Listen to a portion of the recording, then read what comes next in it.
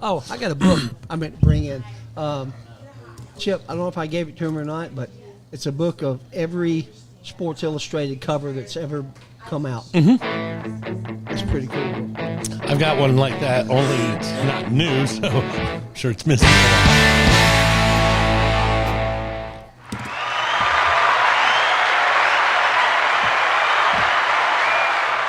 Good afternoon, everybody, and welcome to Miller's Ale House on a very chilly Wednesday afternoon. Not as chilly as it's going to be tomorrow, but it is chilly today.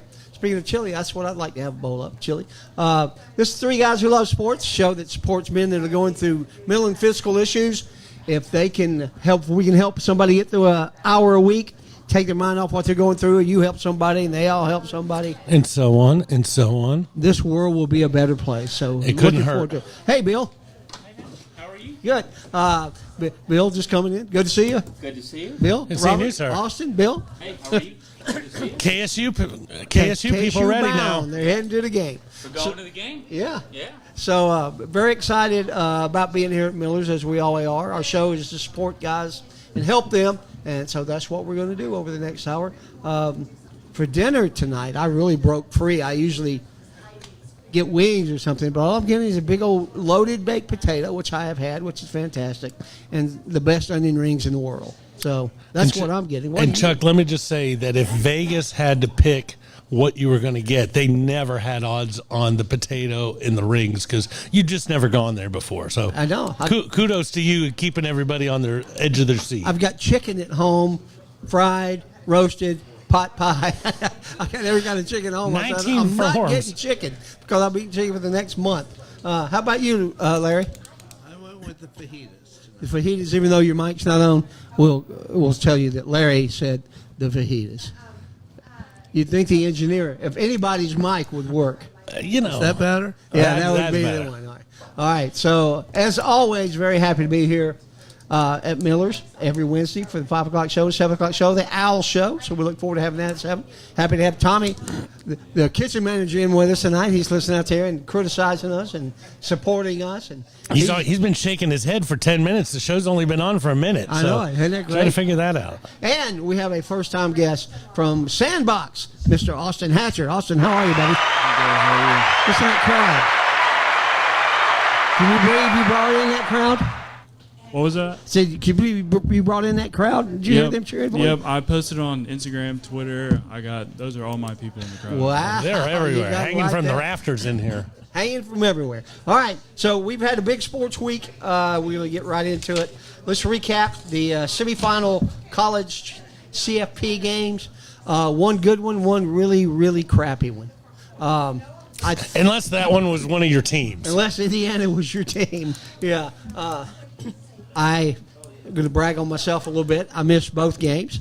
Me too. Yeah, so my prognosticating skills for college were not that great this week. But I do think that Ole Miss kind of got the screws put to them, not only just for the interception in the end zone or the non-pass interference non-call. I thought if it's pass interference, first play of the game, it's pass interference the last play of the game. I don't think you can differentiate.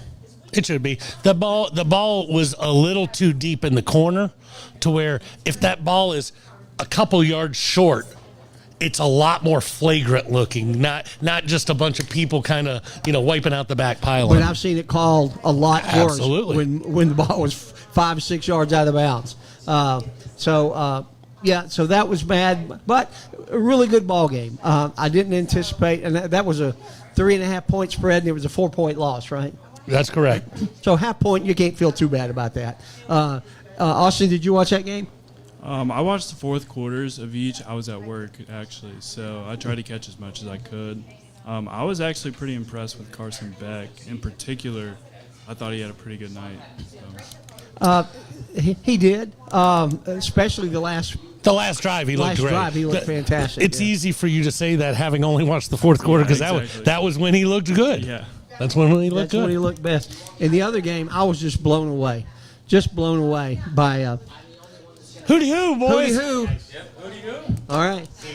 I was blown away by how dominant Indiana was. I mean, I figured Indiana beat them 30-20 in the regular season. I said, well, this will be a little bit closer game.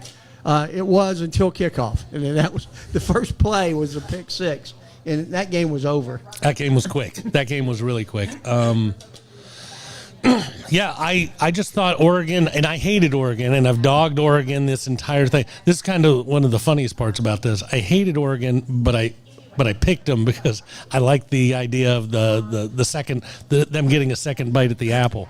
I also picked Mississippi because I hate Miami so bad. But I've never seen a college team bludgeon somebody with runs right up the gut over and over and over. Yeah, the idea that Miami had to score in the final minute is crazy to me because that game should have never been that close.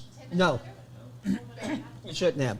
And I want to go back to the other game for just a minute. Yes, sir. After Oregon, totally shut down Texas A&M, 23-0. I mean, they gave up nothing. They gave away everything. Everything. It looked like it was two totally different defensive teams. No, it did. Or is Indiana that good? Indiana's really good, but it comes to different things, and I don't mean to say one thing versus another.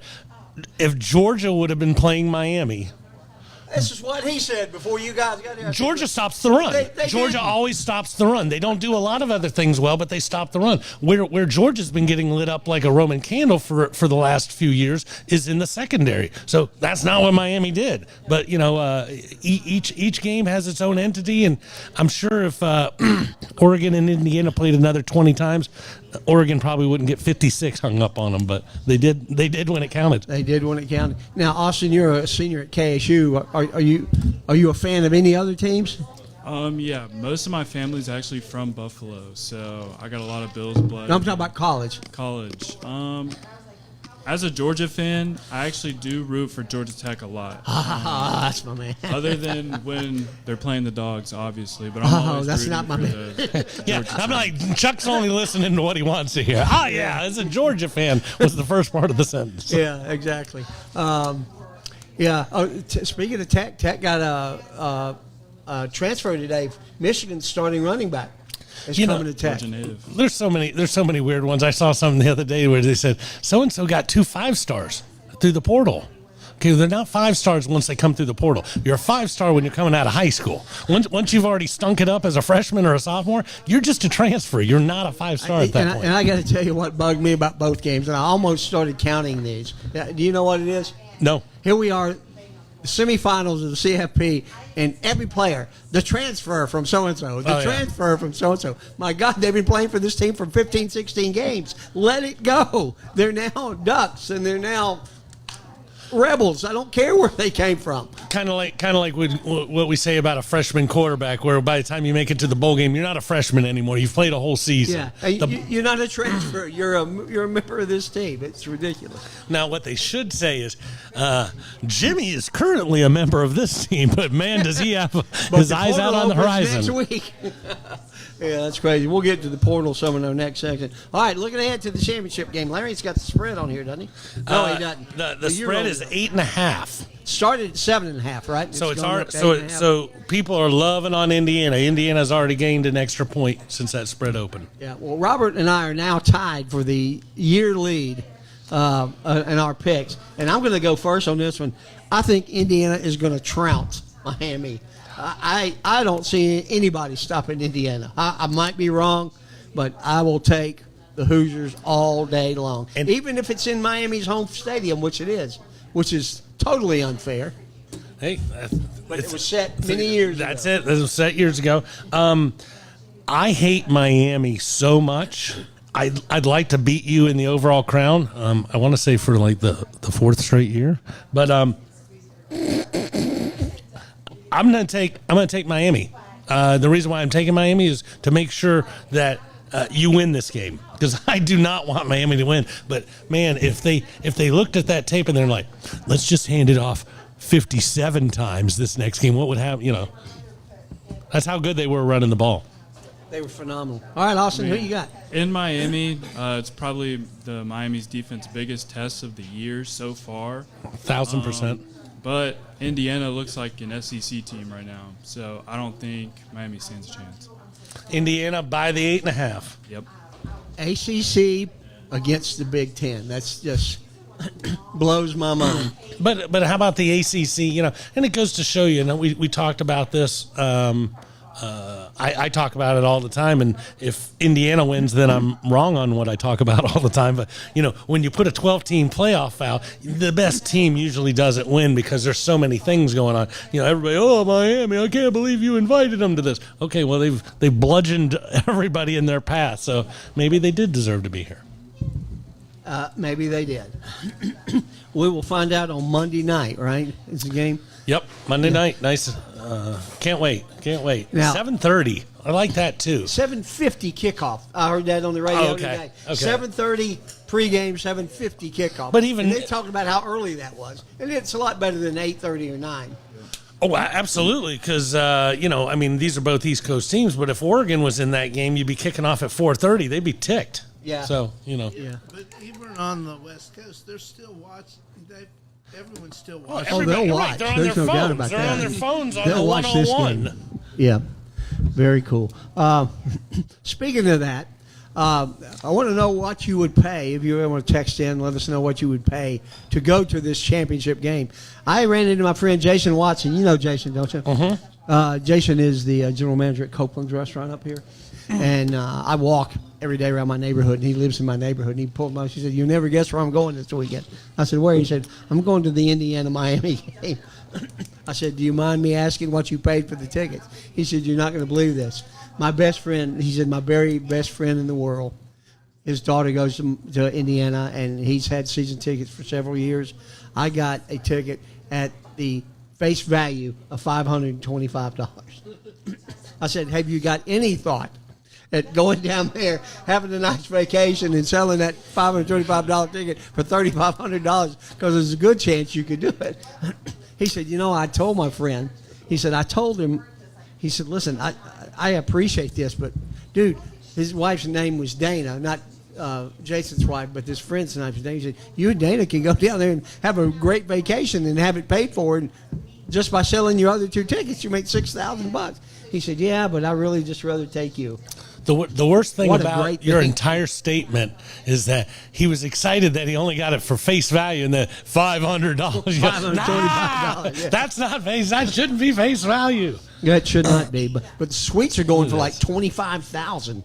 It's unbelievable what people pay. But you think about and you know a team like Indiana who's never been at something like this. You know, man, they're like. We talk about it all the time. When you have a 12-team play on, if say Georgia makes the next 6 in a row, which conceivable, horrible, but it's conceivable. Once you get 6 years down the road, man, people have already been to all these places. They're like, man, I don't want to go. Man, I went to Cotton Bowl and the Fiesta Bowl. These guys haven't been to anything. They're like, I've been saving money for years. I'm ready. I was going to say, when you're an alum of a team that you never ever dreamed ever going to be there, and suddenly they make it, you're going to drop everything. You're going to spend whatever it takes because this might never happen again. Absolutely. Yeah. What would you pay to go see this game? A lot less than face value. Thank Yeah. you, sir. I just soon watch it on TV. Yep. Yeah. Yeah, it's not my team, so yeah, I definitely wouldn't pay anything close to face value. The most tickets I would have ever paid for a game or anything was the 2001 NCAA basketball championship. Fortunately, I got free tickets through a fan whose team lost in the semifinals. Said, "You do whatever you want." You to know, with you these talking tickets." about Tech? No. This was Arizona and Duke in Minneapolis. Oh, yeah, in yeah, yeah. 2001, I was working at the Mall of America with Diet Mountain Dew that week. Hung out with John Wooden and Dick Vitale all week. Fabulous week. But somebody came up and said, "You do whatever you want to with these tickets, as long as you give me these 2 T-shirts." I said, "Good deal." Sold. But 20th row, and I had somebody give me tickets earlier. $60 a piece. Distant view at the top of the Metrodome. So I just sold those for face value, and me and one of the kids that worked for me went to the ball game. Scooter Bogus, starting tight end for the Minnesota Golden Gophers. But the most I ever paid for a ticket was like $125, and I wound up not using it because the concert got canceled. But I don't know. That's the most I've ever paid for a ticket to see anything. But they're so expensive, when you start talking about the Sphere, oh, my favorite band's at the Sphere in Vegas. They're only going to be there 3 days. That's a stupid price ticket. Not to say your band sucks or that Vegas sucks or that the Sphere isn't awesome, but holy moly, it's one night of your life. You shouldn't have to work 2 more years before Pay you can for one night retire of your life. because of that. Yeah. How about you, Austin? Yeah, I actually spent about $400 on Eastern Conference Finals tickets in 2021, Hawks Bucks. Did you really? Yeah, I went Is to- that your sport? Is that your favorite sport? No, but I have always been a Hawks fan from a kid, and again, And like an probably Indiana never fan, gonna he's happen. never going to get there again. Yep. So I was working all summer, and I had enough for the ticket. So me and my friend bought one, and we actually won that game. That was the game Giannis got hurt, the game before Trey got hurt, and then we ended up losing the series. But yeah, $400 for that. I went to one of those Wow. games, but I got face value from a guy I know. I think the most expensive ticket I probably ever paid for was Game 6 of the NLCS in 2021. And that was face value from the Braves, so it's still nothing stupid crazy. But and once again, that's what I paid. It's not what my uncle paid this weekend, or where I've sat or anything I'm the else. same way. I've been to a lot of stuff. I mean, I've been very fortunate. I've been to some Major League Baseball All-Star games and all that stuff. A couple of Super Bowls, but never had to pay for those tickets. They're always work-related or Couple Super Bowls. yeah. But it was fun. But I wouldn't have seen these if I wasn't in the business I was in and didn't have the money to pay for these tickets. But great opportunity. It's just a lot of money to put out for, like Robert said, for one night to do anything, be it concert, be it game. I wouldn't pay $500 to see the Eagles. I've seen them twice, and I guarantee I didn't pay 1/5 of that for both tickets. So And you're absolutely right. And a $500 ticket. Well, let's excuse the $500 ticket and take it with it. But when you started talking about a $2,000 ticket or a $2,500, you think about what you can do to your TV room at that point. Okay, now I'm getting the 80-inch. I'm doing this. I got the surround. You can have an awesome room forever. Yep. If you, and ever, yeah. so I don't know. All right, let's get a couple of commercials in, and we'll move on to some more college stuff. There are a lot of places to get your oil changed in the Kennesaw area, but if you're looking for a personal experience, then stop in at Castro Kennesaw Express Lube or Lost Mountain Express Lube. We'll always do our best to get you in and out quickly, safely, and without a whole lot of fuss. We're a true owner-operated business where you'll find Brian under a car or hood at one of the shops. We offer experienced, knowledgeable technicians and the latest computer software to help you maintain your new car warranty and keep your pride and joy running for the next 100,000 miles. We proudly offer Castrol products. Did you see Larry move Larry on that one? lunging at the mic. Joshua Smith and his wife Tammy are both graduates at Kennesaw State College. College, I said. He's been practicing for 24 years, specializing in sports and entertainment law while continuing in criminal defense, civil litigation, juvenile, and personal injury. And he's ready to represent you all the way from your small town to the Supreme Court and any appellate court in between. With all the new rules regarding NIL and cash payments to athletes, they're placing a new emphasis on Kennesaw State University student athletics to help our student athletes better navigate some of the bigger issues that have tripped up so many. Give them a call tomorrow at 706-217-2095. What was that number? The big one on the screen, Chuck. 706-217-2095. And we thank you, Joshua Smith and Tammy, for being sponsors of the Three Guys Who Love Sports, as well as Brian Bristow over at Kennesaw Express Lube. NIL is very hot. I think the portal's still open for a couple more days. Is that right? Yeah, as you were saying the other day, we could build like 50 teams out of there. 10,400 students as of Tuesday morning are in the portal. That's got to be like 1/3 of the people that can play. No, it's such a dumb amount. And you could be really good, but when you go in there and there's 10,000 people, man, they said I was the best looking guy in the world. Well, that's because you were in this place. Now you just went in a room with 10,000. Now you're like 17,000. I read an article doesn't where work. $21.4 million were denied in NIL money. I wonder why they're getting denied. Just too much? I actually did some research on that. and Love that about you. Most of that is due to compliance issues. So basically what I found out is many of the deals that are being rejected are donor-backed collectives, and they're basically trying to funnel money to these athletes without a legitimate commercial exchange. So it's kind of like they're buying these players' decisions on where they want to go to school. So I think that has a lot to do with And what are you majoring in at Kennesaw? it. Finance. Ah, there you go. Now we got something to But now, talk about. Isn't it kind of funny, from what I just understood from what you guys were talking about? This guy donates a lot of money.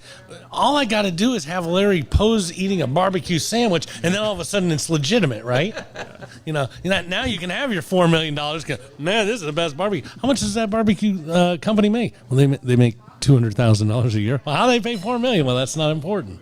Yeah, it's funny. Even Troy Aikman gave a lot of money to UCLA for their last quarterback, I believe it was, and he said, "I never got a thank you note, never got any thank you from the school." He said, "That's the last time I pay any NIL money to anybody," and I wonder how much that's going to come across. Is it going to work its way out, and how many years will that take? Well, with the big donors who are already donating, yes, if you're not even getting an attaboy at certain things, and the guy whose life you just changed, where his mama no longer has to work, and his Living sister in a new house? all these different things happening. Yes, that guy's not going to donate, and so there's another group of donators who haven't donated yet, and it'll still work for a while, but yeah, those prices are going to come way down with that type of attitude. What are your thoughts on it, Mr. Finance? At minimum, I'm just glad there's now a watchdog for all this NIL money. Regulation, because that's going to be super important. And just the development of these kids, just throwing them millions of dollars can't be a good thing, especially if they have no financial literacy. So I'm just glad we're working on getting more regulations for that. How many college players do you think have financial literacy? Athletes of any type? Not a lot. Well, no, I mean, stop and just go straight to the quarterback in the national championship game. He got a big check. He bought a Lambo. He went to a new school. He got the Lambo stolen. I mean, this is the financial literacy that we're talking about, and yeah, it doesn't come to everybody naturally. No, it doesn't. Absolutely. No. Some of these guys are going to get it, and they're going to hoard it, and they're going to put it in mason jars and bury it, and they'll have it when they're 50. Some might not have it by the time they're 22. Yeah, I saw. I don't remember Carson Beck having that many tattoos on his arm, but his whole arms were tattooed at the game. Well, and let me throw this one out there just because you throw whatever the heck you want to throw. It's something I only root for Ohio State one weekend a year against Little Blue. But do you remember when they got on big probation and it was for having their stuff? So I get a jersey. You tell me I'm allowed to have this jersey, and then I trade it to the tattoo artist who gives me the tattoo I want, and that's illegal. Was a couple of their players. Oh yeah. There was like 4 or 5 players, and star players. So too. Yeah. So at the end of the day, there's some of that stuff. If the guy wants to trade his possibly considered priceless jersey for some ink on his shoulder, so be it. But we hopefully your watchdog is going to catch a lot of that stuff too. I hope so. Is that something you want to get into in finance? You want to get into wealth agency management? Or something? Yeah, definitely. I actually, the class I took last semester was basically the whole premise of the class was to come up with your own entrepreneurial idea and build it from August to December. That was the whole class, and the whole entrepreneurial idea I had was wealth management for athletes. This exact same thing, managing the money for these kids who don't know what to do with that money. So yeah, that's something I would definitely be interested in. And we talk about it on the show all the time. You gotta get signing day right. You gotta get the portal opening up right. You gotta get all these dates. But maybe somehow, some way with the NIL, there is a place automatic. Not only for the smart kids who know I should go see you so that I have money. It's an automatic. If you receive NIL money, you have to take this 4-hour class. You have to do this. We suggest that you're only allowed to get half of it the first year. The other half goes away. Something to And there are prolong actually these guys. not a lot of teams, college teams, that provide services like that. It's never been a thing. Yeah. It's never been a thing. Have you talked to any athletes at KSU about it? Not at KSU, but I have talked to a couple FSU baseball players. My buddy Andrew Armstrong played there. He's graduated. Name drop. Yep, Andrew. Shout out Andrew. At KSU? No, At he went to FSU. Oh, at FSU. FSU, yeah. And they had, I forget the name of him, the third baseman. He was drafted pretty high in the draft. He was getting a lot of NIL money. His signing contract was massive, and he had no clue what to do with it.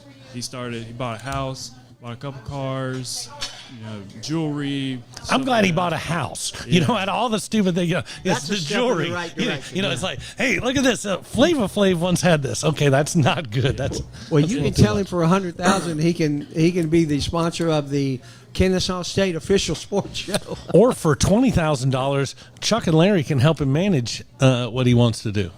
Yeah, that'll work. Larry, you in for that? Sure. Why All right, there you go. So yeah, there are a lot of problems with NIL, and again, I guess in the long run, everything works itself out, and you hope so in this case, right? Yeah, I do hope so. But at the end of the day, the NCAA, the organization that we know as the NCAA, is the reason why we're in this. And the idea that we all think they're finally going to get their head out of the sand and fix everything, that's where the fallacy to me starts, because it's like, what makes you think they're going to fix this? Yeah. Because they haven't fixed anything ever. Yes, but it still is the most successful sport going.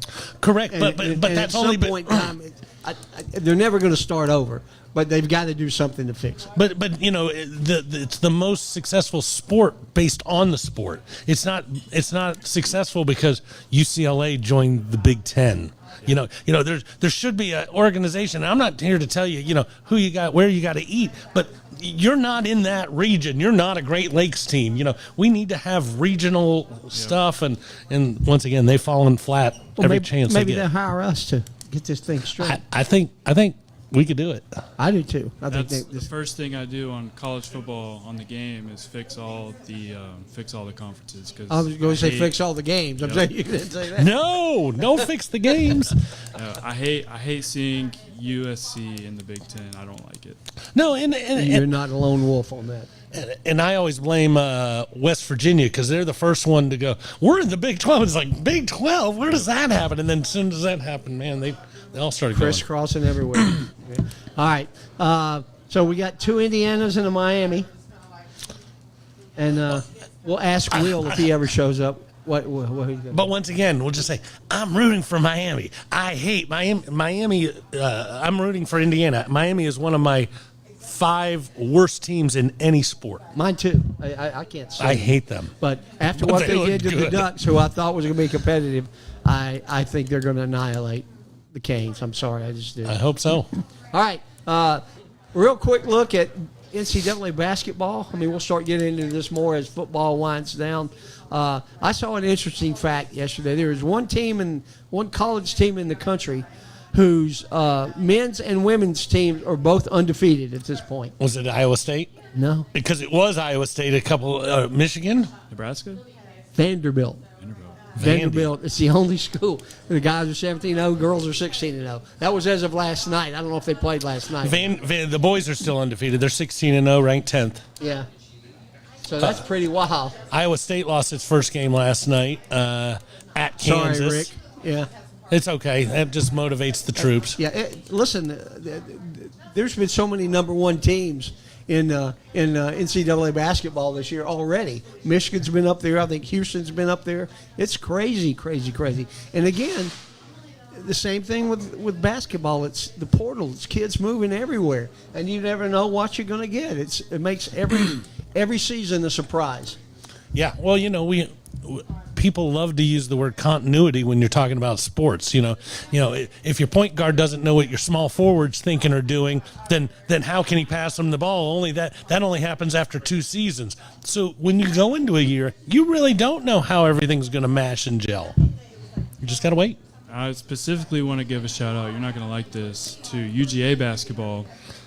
Probably one of the first times in my lifetime I've seen them ranked in the top 25. Very weak. I'm not saying this 14 and because of 2. it, but very weak out of conference schedule. Yes. Absolutely, but they've had one for years, and they're usually still Yeah, pretty bad. 7-12 at this point. So. Jeremiah Wilkinson has been huge this year. He had 31 against Auburn, which is a tough win. Larry, make a note, Austin not coming back. Sorry. And also Mike White, potential Good coach of the coach. year candidate. Yeah. So- He came from Illinois, right? Yep. See, I know something about some basketball. All right. So we'll be interested to see that. The tournament's only a couple of months away. It's hard to believe, Only 3 undefeated teams left in the top 25. And they are Vanderbilt. Vandy at 10, Nebraska at 8, and the number 1 team in the nation, Arizona, That's who I saw play. Lute Olson the Wildcats. was a coach in Minneapolis. Lute Olson against Coach K, and Duke beat Arizona. Pretty good game from what I I remember. hate Duke. Duke's one of those top 5, by They're the in way. your top 5? Yeah. Cowboys, Hurricanes, Hoyas, Dukies, and I don't even know who I want to put with those 4 because those 4s are so much more hated than everybody else. Probably Dodgers. While Robert calms down, let's do a brain train commercial. Roger, what's he going to get upset about? I don't know. So this one. Hey, it's Melissa at Brain Train Centers, the fastest growing neurofeedback provider in the world, and I have some pretty important questions for you. Do you or someone you know struggle with focus and attention, sleep, memory, or other mood issues? Or maybe you just want to achieve more in high-pressure situations. Well, what if I told you you can unlock your brain's full potential and change your life entirely through neurofeedback, a drug-free and natural approach to negative moods, and it's backed by more than 50 years of research, so it's not new. It is safe for both children and adults as you retrain the brain to create new pathways. Medication may help short-term, but they don't address the underlying issues. Just as push-ups help your physical strength, neurofeedback is personal training for your brain.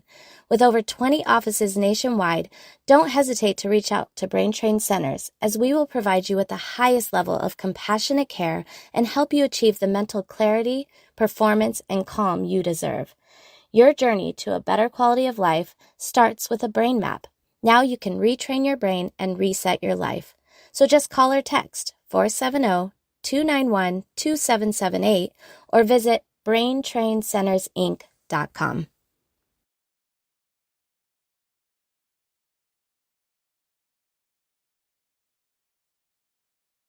Melissa Herget for being a sponsor of the Three Guys Who Love Sports. Don't forget at 7 o'clock, Kennesaw State KSU show right here, the Owls show, talking all about KSU sports. So I hope you'll stick around for that. We have a KSU senior, Austin Hatcher, with us. And me and Robert just getting into some pro football now. A lot of more coaching moves this week. Harbaugh gone. Tomlin gone. Step down. Yeah. Well, I didn't say he fired. Apparently, I he said has he's to be traded for now. Yeah, he can't. If you want him as a coach, you have to trade for him. That's right. because he was not fired. That's right. That's the way the Steelers roll. They're like, we know everybody wants this guy. We're getting compensated. Well, I don't know. Is it Steve Bisciotta, who is the owner of the Ravens? Did you see that? I Did you see did. that press conference? I That was hilarious. I saw that press conference, and you know what I want to throw a big dagger at? AI, because when I watched it, I was like, is this real? Is that really him saying those things? But, you know, But 'cause it was real. It was. Yeah, yeah. It was. Did you see that, Will? Did you see it, Austin? Yeah. So Bisciotta, the owner, Didn't he was doing a press conference while Mike Tomlin stepped down, and one of the reporters said that he stepped down, and he said, "So, could Tomlin come to Baltimore?" And he was like, until that comment he made last week, yeah, maybe so, but probably not after that one. He said Yeah. first thing he said was only if Harbaugh goes to Pittsburgh, Why not? which would be kind of cool, yeah. But there's a lot of stuff going on up there. Of course, we got to talk about Matty Ice and him coming to Atlanta. That very, very cool. Well, and Very the, happy about that. And the one thing I said about Tomlin, and you didn't know, I said last week I thought he'd get fired, or they would agree to move on from each other if they lost the game. I think that's why none of these coaching jobs have been filled, because everybody was just sitting there begging, "Is Tomlin coming?" Yeah, I don't want to order Stevie. I don't want to pay Kurt. If this guy's available. So yeah, I think everybody waited, and who knows if he'll do anything. They say not. Who knows? Who knows? Schefter says no. Yeah, Schefter says he's just going to stay or be an announcer or whatever.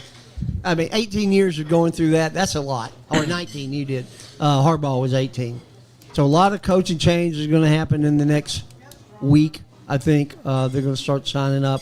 I know that Harbaugh visited the Giants today, and it was his first face-to-face interview, right?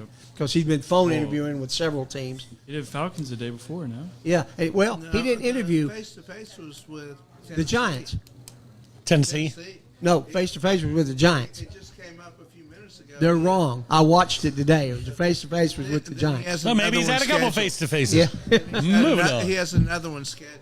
He might. Yeah. They're all meeting. They're all meeting. Yeah, Everybody's meeting somebody. Well, I think Harbaugh was doing more of the interviewing than being the interviewee. Yeah. Well, and that's He was going to pick out 3 or 4 teams that he really wants to go to. He did say he wants his GM to follow him wherever he goes. Did he? Yeah. Yeah. Well, I mean that's what you get when you have 18 years of tenure.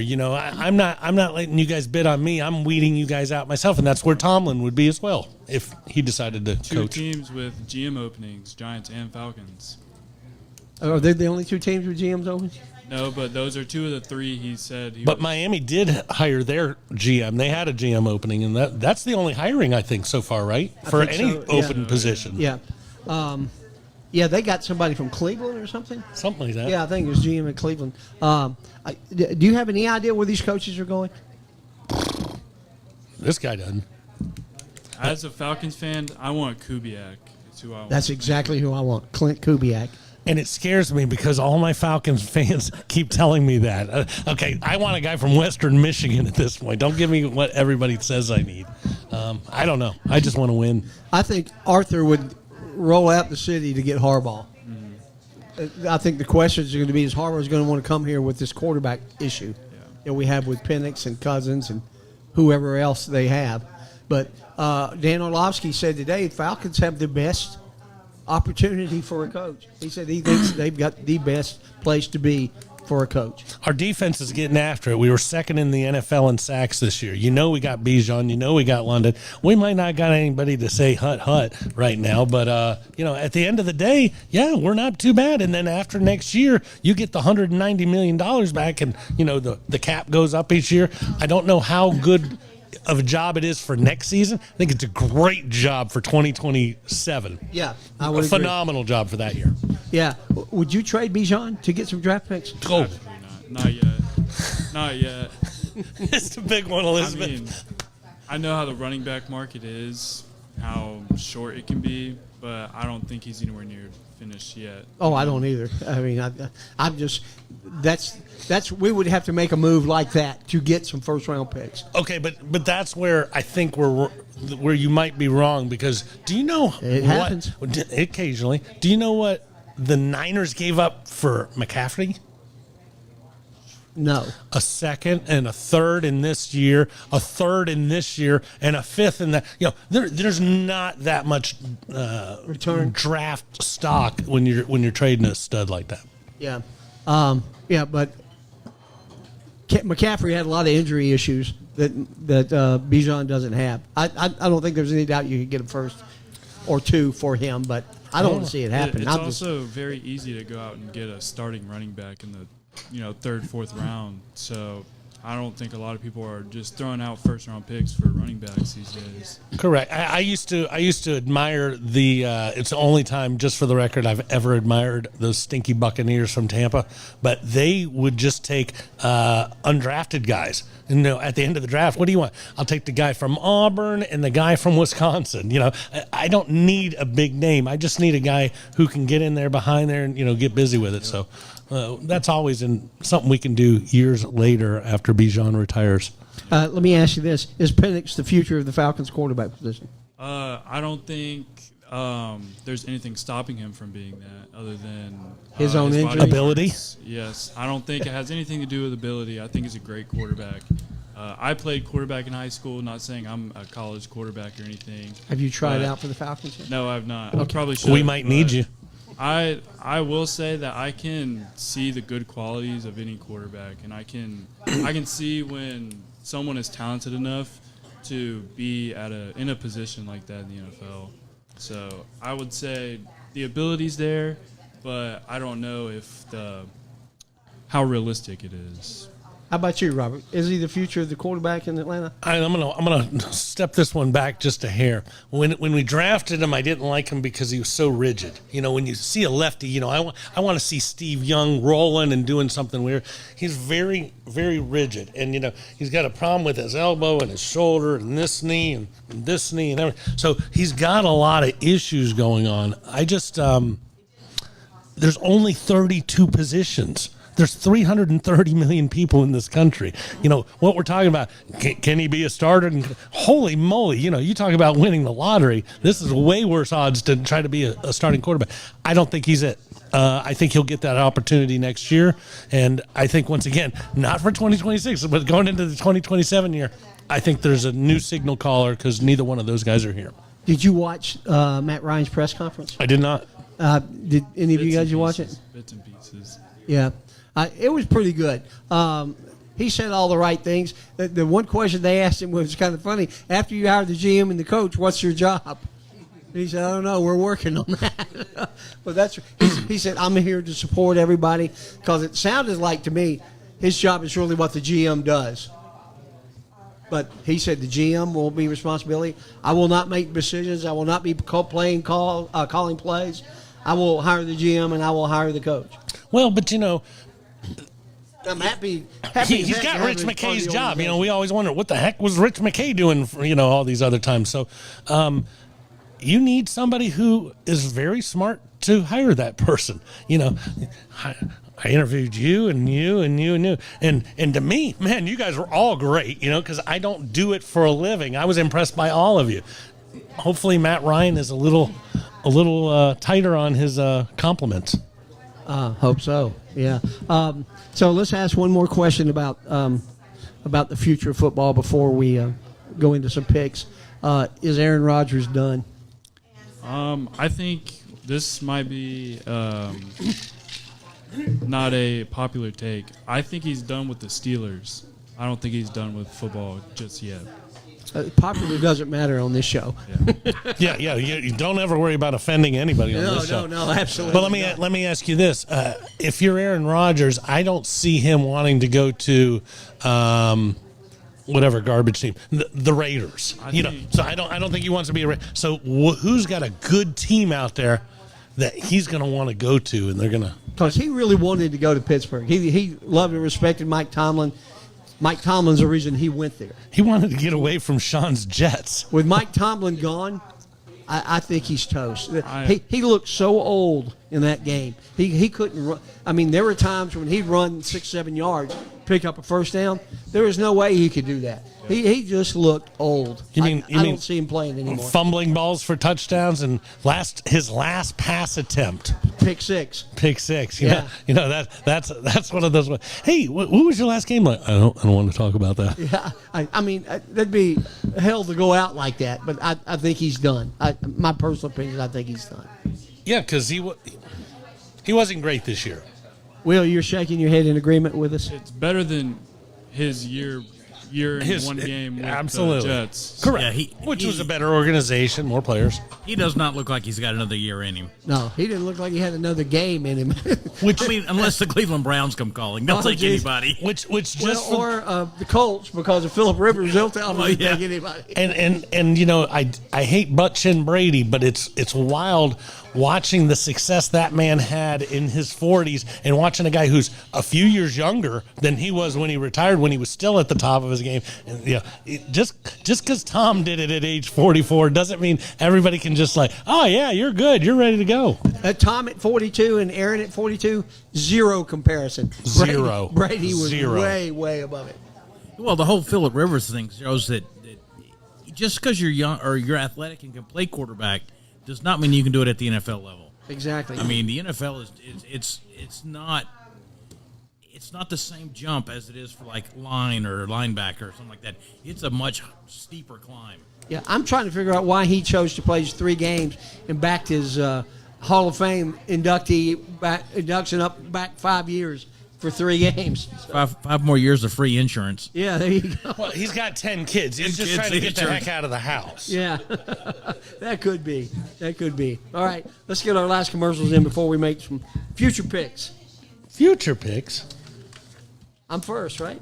You're first. Enjoy New Realm's award-winning craft beer, whether visiting the brewery on the Beltline or purchasing its leading beers such as Hazy Like a Fox or Tiki Like a Fox at your local retail store. Available in Kroger, Publix, and most places you shop, and even here at Miller's Ale House. As the official craft beer partner of Kennesaw State University, try Owlin Lager, a great-tasting beer that pays homage to New Realm's KSU partnership, Hootie Hoo, and Go Owls. I should read the right commercial, right? Tired of going to the same old places for the same old thing? American Access has your solution. Whether you're looking for something new to do before or after the game, the most memorable workouting ever, or just wanting to take something else off your bucket list, American Access has their 3.5 Atlanta locations waiting for you in Marietta, Tucker, downtown at the Works, and the uber cool new mobile experience that can be set up wherever you need. Keep an eye out for them at upcoming events and festivals. Look them up online or give them a call at 678-763-3635. That's right, Chuck. 678-763-3635 to schedule your next adventure. And we thank you, Dan Fisher and Chris McCoy, for being sponsors. Don't forget the KSU Owl Show coming up at 7 o'clock. I know they got a basketball game tonight. You guys going to the basketball game? I figured that's why you had your hat on, yeah. Go Owls. They're playing FIU tonight, right? Is that right, FIU. the Panthers? Yep. All right, awesome. Good luck to them. They need to stop scheduling games on Wednesday night because we can't move our show. So. Well, or they can just like schedule them at a different time. You know, make them an hour later. So tip off is 9 o'clock. There you go. I like that. I like that. All right, so we're going to make us some pro picks. Talk a little bit of pro football. What a wild weekend in football it was this weekend. I was so excited. I called Larry. Larry lets me use his. Prime Video pass, Oh, now we're getting busted. and it wouldn't let me in. So I got busted. So that was no fun. So I didn't get to watch the Chicago Green Bay game. And Will, I don't know if you know, but me and Robert are now tied for the top of the league. We thought you were going to blow us away. You're like a game behind or something, but we're tied of the overall lead. You're 4 now- back at this point. Oh, wow. 4 games back. But like 2 weeks into the year, I was like not I'm like sleeping Dallas. well. I look really good in the season, and when the playoffs show up, I'm just. Although, and let me take that back because you are absolutely incorrect, sir. This past weekend, oh no, you did well in college. You stunk it up in the NFL. Never mind. Absolutely. Yeah. All right.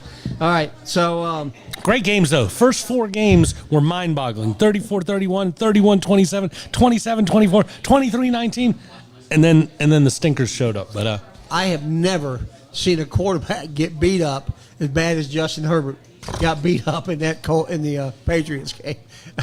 Every time he turned around, he was getting walloped. I saw a thing where they were talking about like the right guard for them is ranked 38 out of 38. Their center was ranked 37 out of 37. So it's just like he had no chance. He had no chance at all. I appreciate you talking about the center, but right guard is not a sponsor, so let's not use that anymore. I don't blame you. I apologize for that. Clear and present danger. No. Yeah, so that was the most brutal game to me. And then Houston just But that ended it for Rodgers. But I went to bed because I had driven. I hadn't slept enough. Let's just go. Robert was at the Buffalo-Jacksonville game. I had not slept enough. But when I went to bed at the start of the fourth quarter, that game was 7-6. Yeah, the Houston. Correct. So Houston-Pittsburgh game. even that was a game, until I stopped watching. But yeah, crazy. Yeah, it was crazy, and I guess my favorite game was I did go back and watch the Packers and Bears later, but the Buffalo-Jacksonville game was really, really good. A lot of back and forth. First Buffalo road win ever in the playoffs for Allen. Is that right? I believe so. Yeah. Or something like that. Yeah, he was 0-4 or something like that until then. So kudos to Allen. To me, that was the best win because of that. I mean, Josh Allen, he's hurting at wide receiver, but he put that team on his back. And I don't think I've ever seen a tush push go for 11 yards like that. He got carried. Yeah, I mean, he did literally. get carried. Yeah. Yeah. But like, you know, and I'm in full agreement being a Bills fan and being at that game. That was a phenomenal game. But you know, if you were here at the Eagles game or the Bears game or the band, those things all went down to the wire where you really didn't have any idea with 5 minutes left. So a lot of good football. Does anybody have any confidence in New England? Because I've never had confidence in New England, and now after there was nobody blocking for the Chargers, they won 16-3. Am I supposed to get excited about that? Well, yeah, that's a good point. But the Chargers, they had a lot of injuries earlier in the year. Tons. And it was their offensive line that got decimated by injury. So for them to be where they were, it was good. But to your point, they are there. And New England only beat them 16-3 is basically what you're seeing. Correct. Yeah. You know, I just not only can you say, well, maybe the Chargers defense was good because you know, they only gave up 16 points. If you were sacking and ripping that quarterback down, that means you were getting the ball in favorable positions, getting you know, short fields and everything else. So they just didn't take advantage of Herbert it. looked like he had trouble getting up after every time he got knocked down. I had a hard time watching it. Oh, I did too. It was brutal. I felt a little like what's her name? Talia Shire. I can't watch Rocky. It's getting bludgeoned out Yo, there. Adrian. So, what was your favorite game of the weekend? My favorite game, I'm gonna go with that Buffalo game too. Actually, So he's a Bills fan. Yeah, a little bit. 4 possession changes in the last 4 drives, and that's all you can ask for in a good football They game. both scored So, 14 in the fourth quarter, right? Yep. Yeah. I mean, that had to be fun to be at. It was crazy. My uncle told me, and he's had season tickets. He hasn't had them for a couple years, but he had, you know, a box and all sorts of other stuff. And he looked at me in the first half and he goes, "This is the busiest it's ever been. I've never seen this many people in the stadium." And then about 10 minutes later, he goes, "This is the loudest I've ever heard this." So it was a great game. It was a great, and Jacksonville fans showed up, and it was kind of fun walking to the game and, you know, meandering through their crowd. Did you see the clip of Deion Dawkins laughing at the people in the pool at the Jags stadium? Oh, right. I thought it was hilarious. It was We saw it on the big screen. I was like, "Where's the pool at? I want to go to the pool." Deion Dawkins was cracking up on the field just looking at that. I thought That's it was funny. I didn't see that. The one thing I did see after that game was the press conference where they were talking to Liam Cohen, and that lady didn't ask him questions, just stood there and praised him about what a great team they had, and you should be proud, young man. You stand tall. Didn't ask him any questions, just told him how great he was. And everybody in the sports world got upset with him and said, "That's not what a press conference is for." Right. I said, "Let the lady talk. What did she do that's wrong?"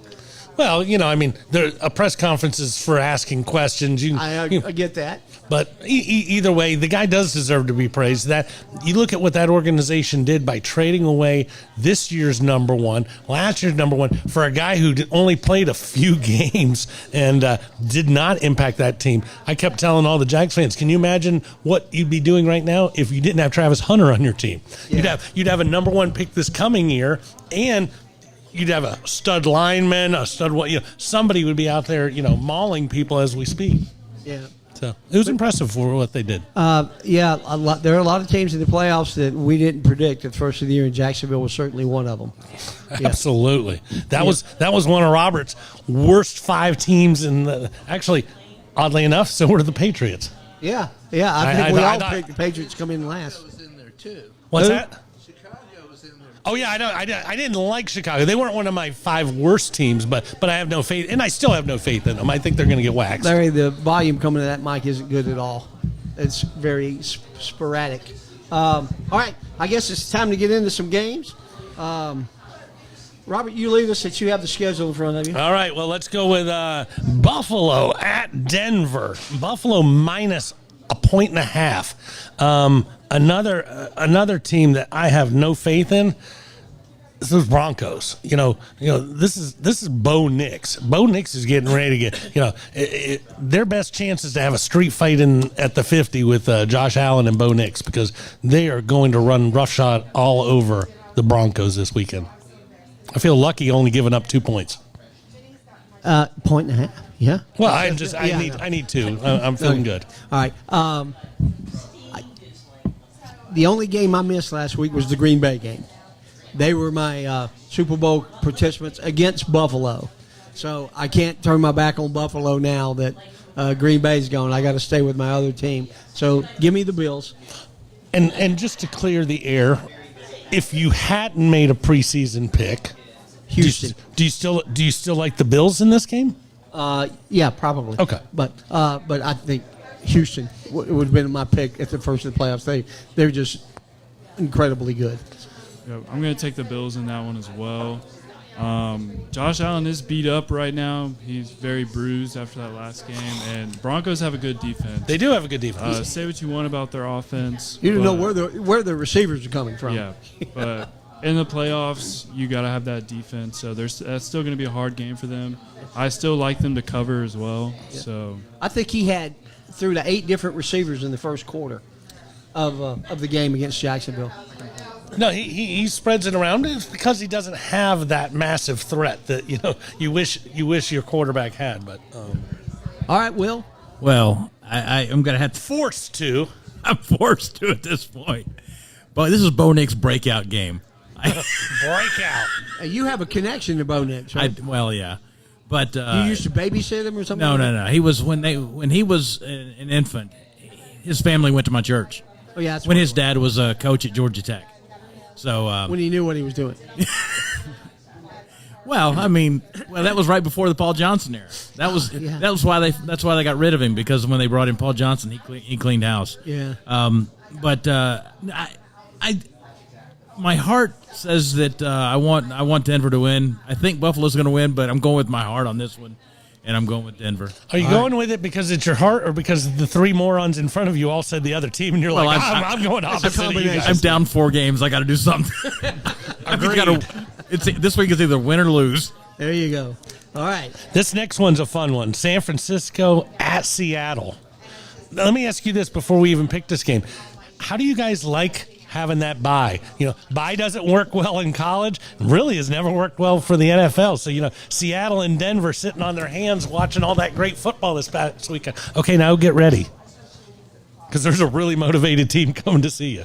Yeah. I maybe because of the number of games that they play in the NFL, it's a little bit more emphasis on the bye. I don't know.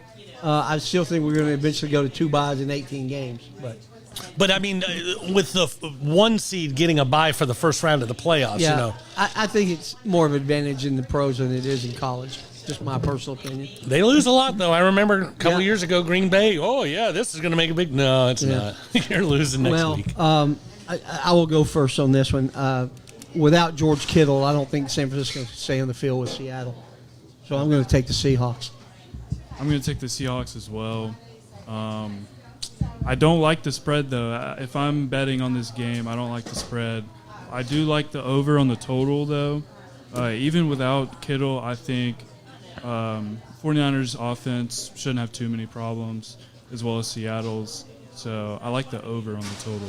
And just out of curiosity, we are using the spread. So although you like Seattle in this game, since there is a spread involved, you're still Seattle? Yeah, I'm still Seattle. Okay. All right. Will? Well, I was going to pick Seattle before you guys started picking, but I'm going to go ahead and stick with them. I'm going with Seattle. Well, that makes good sense because I already wrote down mine.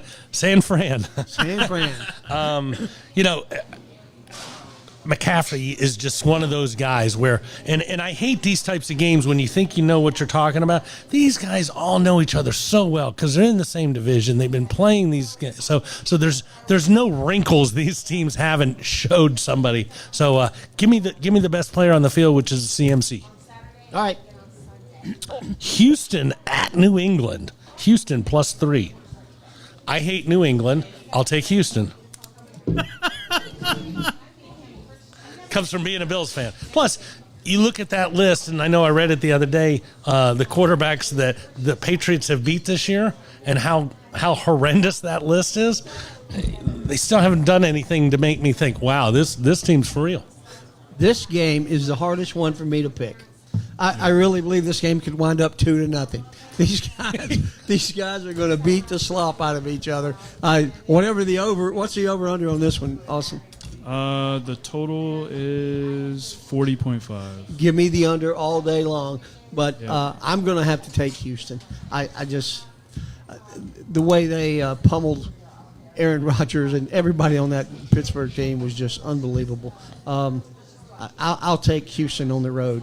Like I said, if I had to pick a new team at the beginning of the playoffs, I would pick Houston. They won 10 in a row. They're just very, very hot. I sent a text message to my buddies right before I went to bed at the start of the fourth quarter in that 7-6 game, and I told them I think if Desmond Ridder was the quarterback, Houston would be up by 4 scores because he looks awful. They're only Stroud does not look good. That defense is good though. Yeah. I like the Texans as well. They haven't lost since week 9, so I don't think they're losing this one either. Drake May, probably the best defense he's played this year. I think the lights get too bright for him. Still a young kid. He's had a great season though. But I like I'm that gonna line. take the Texans. The lights are too bright for him. You've already banned him from future shows. Don't start pandering to him. He just got back in. Okay. All right, Will. Oh, what did I miss on the band? Did he say something about Georgia? Yes, he did, my friend. Sorry, you're so predictable. Shamu got you on that one. I can live with it. I really want to pick say New it. England, but I can't because Houston's going to beat them. Okay. And so I'm going to have to go with Houston. All right. And I'm going to put an asterisk next to that one so I can talk to you. You knew to go the other team. All right, Robert, last game. Last game, Rams at Chicago. Rams favored by 3.5. Rams have been the odds-on favorite in Vegas for like 5 weeks. Yep. So that's always a telling tale. I think Chicago sucks. I don't know how they win these games. I'm not impressed with Williams. I'm taking Puka. Give me Puka Nacua. Puka Nacua. I almost hate to take the home team on this one, but I imagine if it's going to be this cold here, it's going to be bitter cold in Chicago for this game. Maybe. I think it's going to be close. I really want the Rams to win, and that pains me to say because Matthew Stafford's the quarterback. But just for the heck of it, give me the Bears. This is my biggest coin toss personally. Yes, the weather will be a factor. I think the Bears start out this game. Just start and bringing take it the to lead very us. early. Feed I us think they in. keep the lead throughout most of the game, and then I think they lose in the most Bears way possible at the end of the game. That I think would be that's- ideal. Yep. So I'm going to take the Rams to this one, but I like the Bears to cover. So So you're taking the Bears. you're taking the Bears I plus like the the Bears points. to cover, but I like the Rams outright. Okay. I think the Bears cover though.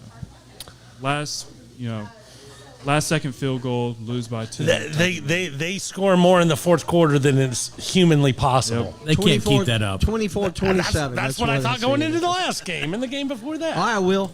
Well, I think I picked the Packers last week, and that one bit me.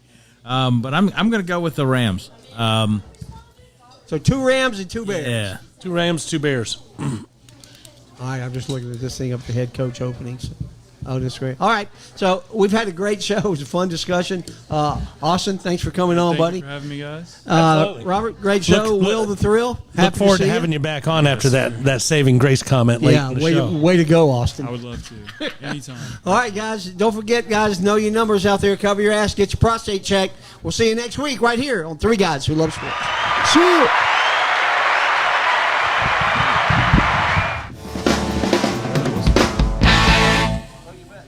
Thank you, sir. Hey, Chuck, you gotta look up the interview where Matt Stafford talks about Georgia, and while he loved being at Georgia and Mark Richt and the whole thing, he goes, I never understood the barking. He goes, to this day, I'll meet a Georgia fan and they'll start barking. I'm like, that's just weird. Which was always fun. I love that commercial the one on TV where they're in the boardroom and she sits down with and the guy just starts barking at her. Yeah. It's like, why would you do that? I don't know. I just thought I should do that. That's an Allstate commercial. Yes. Hey, Bark Boy.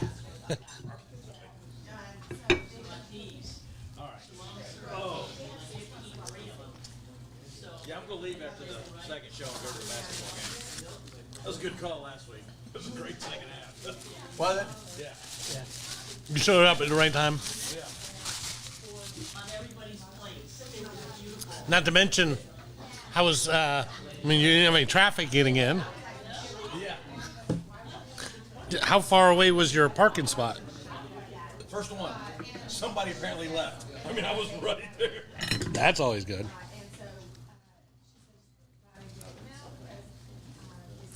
I did almost take out a table. You ever seen the Buffalo Bills fans? They take out the folding tables. So when you know those white folding tables that you bring. Oh, is this where they do the body?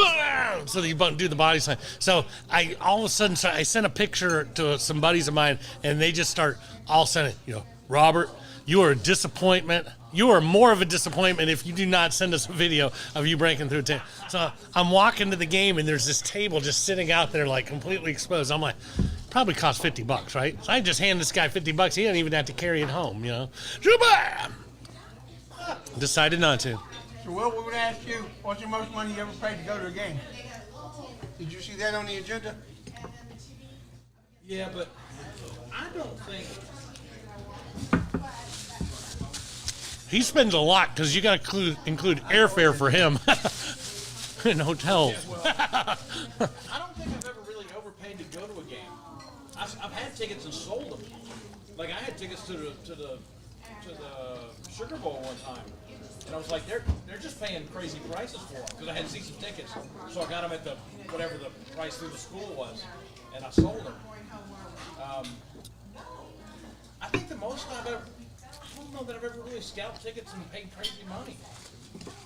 Well, $100 to go to a Tech game one time. But like we were talking about this past game, Indiana and Oregon, Chuck's talking to somebody who says, well, I got it at face value. Oh, cool. What was that? $500. Well, Jesus. Yeah. So, sometimes it doesn't have to be above face value to be crazy. No, because I haven't had season tickets to Georgia in 15 years, but used to. I mean, the bowl games were expensive. Sure. I mean, they're $150 a ticket back then, 15 years ago. So I had an offer. Before the real playoffs started. I've got some friends who are season ticket holders. Yeah. And one of them was not going to go to the home playoff game, that first round of the 12. So had Georgia not won the SEC championship and they would have hosted that game, I was going to buy a ticket to that. And it was like $230. Yeah. And I was like, I don't think that seems pretty good to me. Yeah. Yeah. You know Jason Watson, don't you? No, who's that? GM over at Copeland's. How are you, He sir? does the, Oh, yeah. he's going to the Indiana thing. Are you a Ravens fan or anybody yet? He's an Indiana guy, right? You haven't moved on? Because he went up to Indiana when Kennesaw basketball team went to play Indiana 2 years ago. Yeah. He went up there for that. And his best friend's daughter goes to Indiana. Yeah. And Then anybody hires them, he then got- they got to he trade, take like, because he was still on 525 contract, face value. then they have to trade picks. Wow. So So, I saw him today when I was out walking, I said, who do you want? Do you even think about going down there and selling that ticket for $4,000 know, and just having a good time? I He love said, the no, my Marcus buddy Freeman idea. good enough to give it to me. The what? Marcus Yeah, when Freeman we sold the idea. Sugar Bowl Right. tickets, we sold the Right. tickets and went down to Pensacola, Honestly. watched it on a sports bar, and got the hotel room for free because we. I'm always wrong on who I want. That's the way to do it. Yeah. Well, there's been a lot of wants, to have had in Atlanta. What's going on? What's up, Beeb? Thank you, brother. How's school? Good. What'd you learn today? Wrap a wing or going? No, it's okay. Not what I usually because I'm in Mile, which is a Now class it's for moved on. smart kids. Right. So, and I have it on Wednesdays, so I didn't want Who you like Monday night? So I'm just going to throw this out at you. If you're in a class for smart kids, you should learn something in that day where you're only hanging out with the smart kids. I like Indiana. Oh, I Big. did. Yeah, I picked them laying the points. Yeah. Which one? Like that? They're such a better team. we're still Well, learning they've been such a that consistent we've team. already been learning on.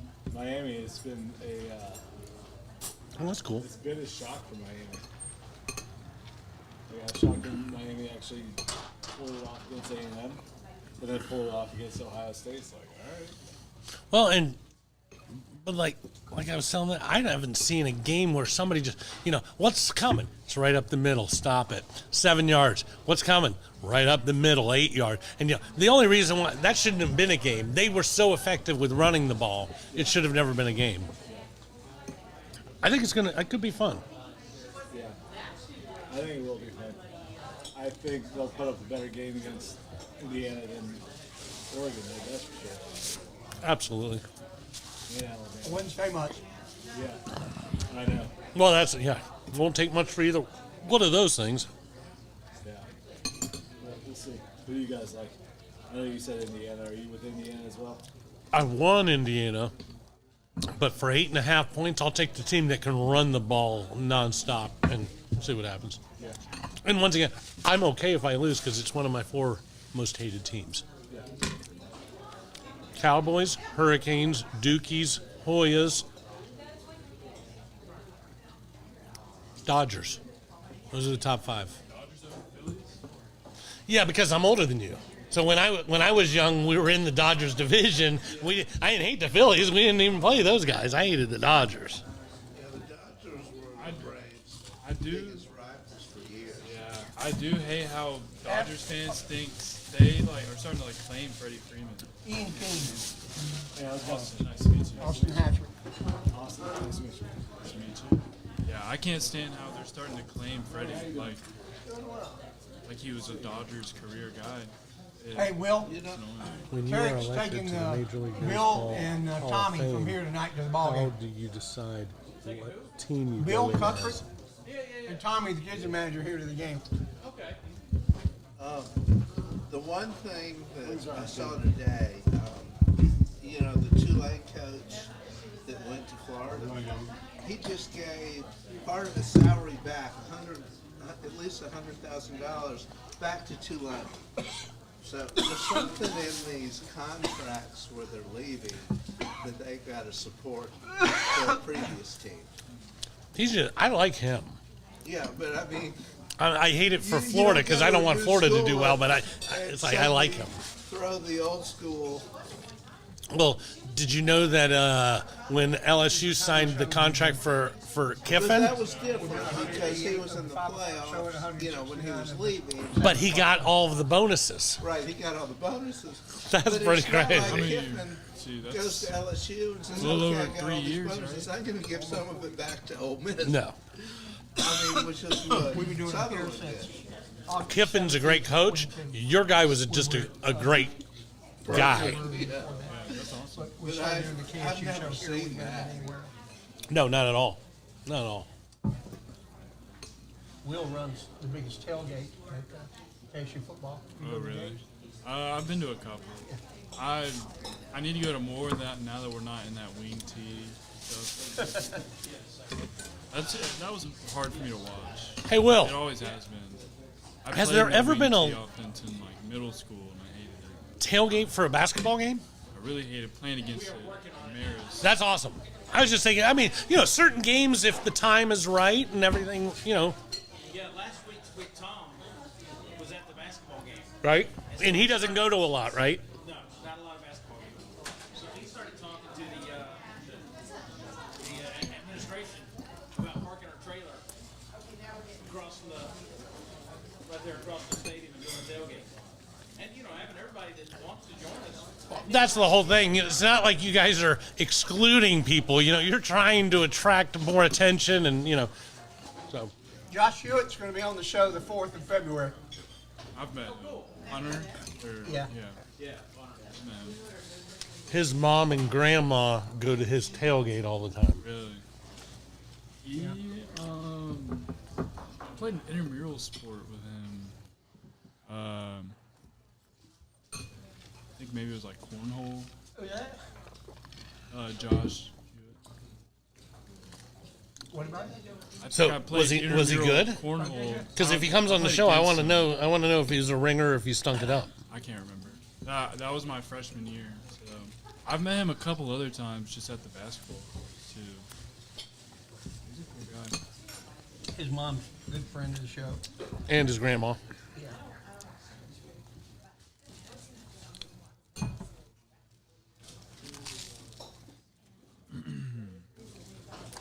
Teddy Parrish is coming on the 28th.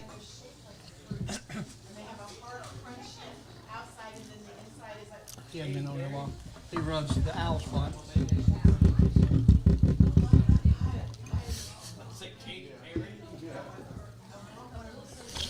Will's not leaving.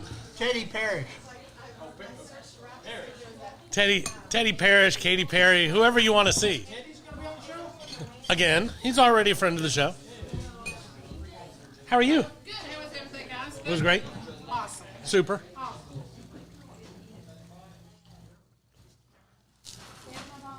I typed up all my notes last night, and I had this whole spiel about the name just slipped my mind. Michigan running back Justice Haynes. Right. Coming to Tech? Yeah, I was making some transfer portal predictions, and last night I had him going to Tech because I played against him in high school. But before he was an Alabama guy, he wasn't Alabama until he went to Buford. While he was at Blessed Trinity, he was always a Tech guy. So I predicted him to go to Tech, and then I see the notification earlier today. So he was a local BT guy who went to Michigan, but now is probably going back to where he really wanted to be. He's the same age as me. So his freshman and sophomore year, he was at Blessed Trinity. We were in BT's region those years. And then he went to Buford, and that's when he committed to Alabama. BT and Buford. Oh, my God. Is there a bigger silver spoon? Honestly, those are like the two Georgia schools in my brain because Flowery Branch, we were right next to Buford. Right. So we hear about that all the time. And then BT was in our region for 6 years, and they killed us and everything. What were you, a 5A or 4A? We were 5 and 4A. Right. Yeah. So I know Cartersville was always a BT rival, and they were always a 4 or 5. Mm-hmm. So my freshman and sophomore year were 5A. It was BT, White County, a bunch of other random schools. And then we go down to 4A my junior and senior year, and BT comes with us. So BT's in our region again. Now we have Marist as well. We have Denmark, brand new school, who's just day one good at everything. Right. It's really annoying. Stowall. I don't even know. I do. Denmark is somewhere in between the lake and the Paulding, or the Forsyths. The Buford transfer quarterback. His brother was a center for Alabama for a couple of years before going to Ohio State. McLaughlin. So Aaron McLaughlin, he went to Denmark. They had a couple SEC wide receivers in year one, brand new school. It's called Alpharetta. And we played them in basketball. Oh my! Their whole team was 6'2" plus. They were dunking every time they touched the ball. What's the latest? What's the latest with Stafford's finger? Or he sprained his finger on his throwing hand.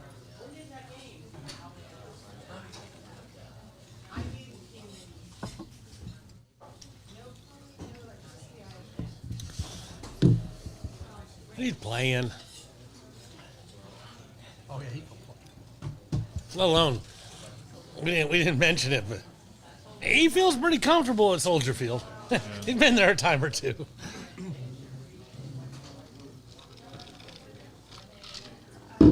All right, so we're gonna have long legs on, Keely and Will. And what do we do? Bring Will on and talk baseball, softball, basketball, and then bring her on, or bring her on and then bring Will on. Track. Huh? A little track. A little track. A little track. I know they're in Vanderbilt Friday. I wasn't going to go up until we set this meeting. Right, they've got the two. They got one in Birmingham as well. Mm-hmm.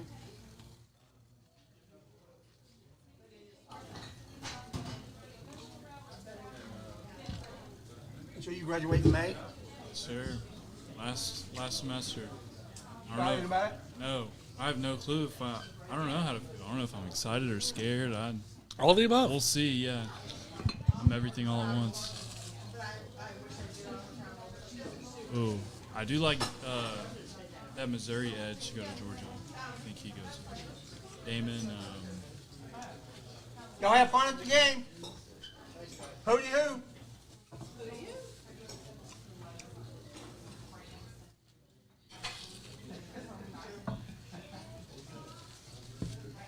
Oh my God, you didn't eat your broccoli.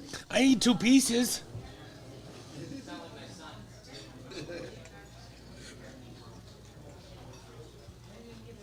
All right, well, I'm gonna get out of here. Thank you guys. Absolutely. It was a lot of fun. And looking damn good in that Bates jersey. Who is 3? Jesse Bates. Oh, Bates, yeah. I've always been a defensive guy.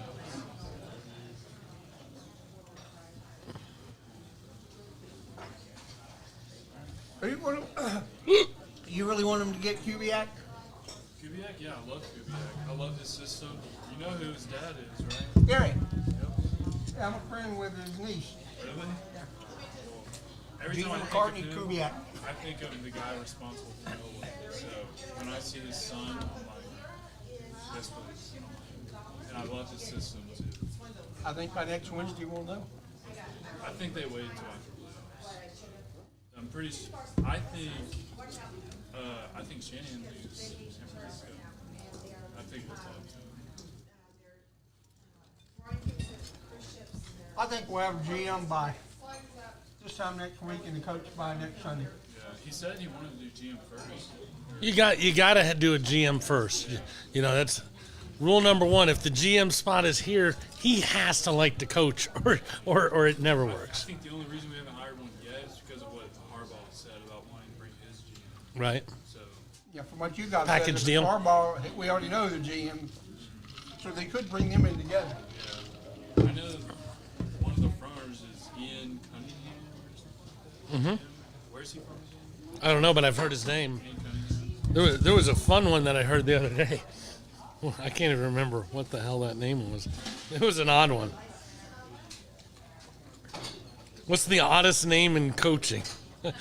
that's I think he's the Bears. the oddest name in coaching right now. I like him. All right, I'm getting out of Be good. Tell Greg. Take care. here. I will. Jairo Ivero. Where's he coaching? I had to look him up the other day. I still don't remember. I think he's the defensive coordinator for his college. No, I'm sorry. You're right. Carolina's defensive coordinator. But his name is Ejiro. That's his first name. And then his last name is Evero. So, if it'll be a lot of fun for a lot of fun. Double E. Ejiro. Double E. We got double A. We got double E. I kind of stopped worrying about it. I have enough faith in whoever man to make the right decision. I like your confidence. I pray for your confidence. I told her in the email I want to be spreading Falcons 2026 season optimism propaganda.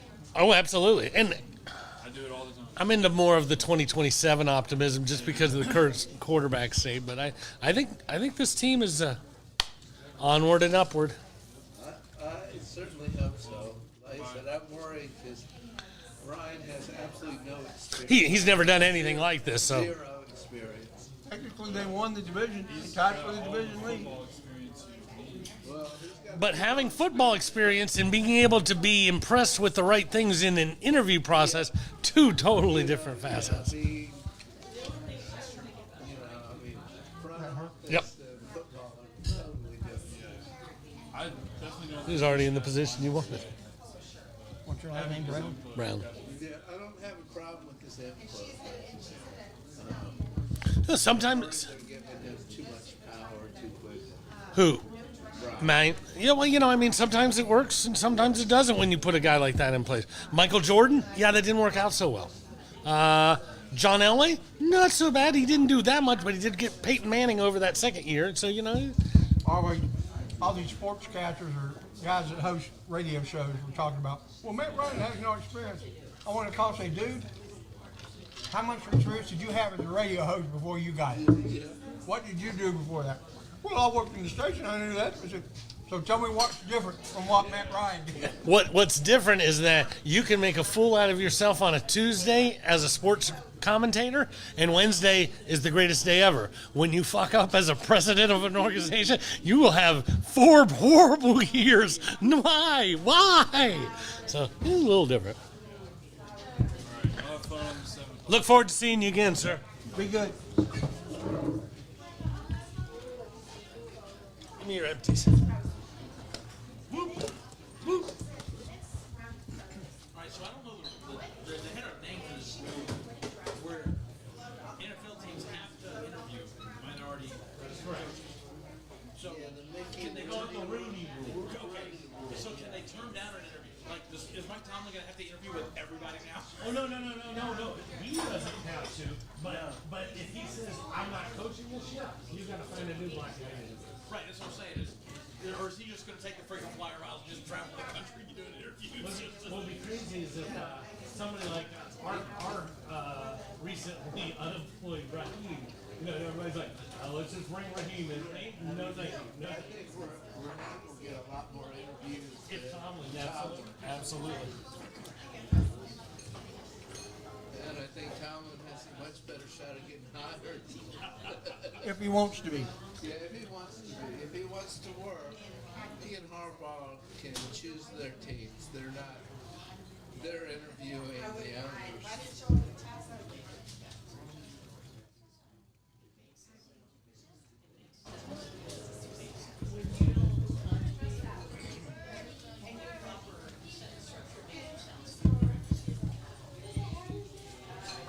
Next Wednesday, they don't have a home game. I don't think. Basketball? Yeah.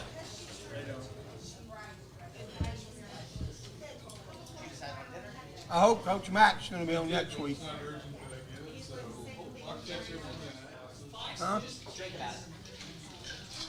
You what? Yeah.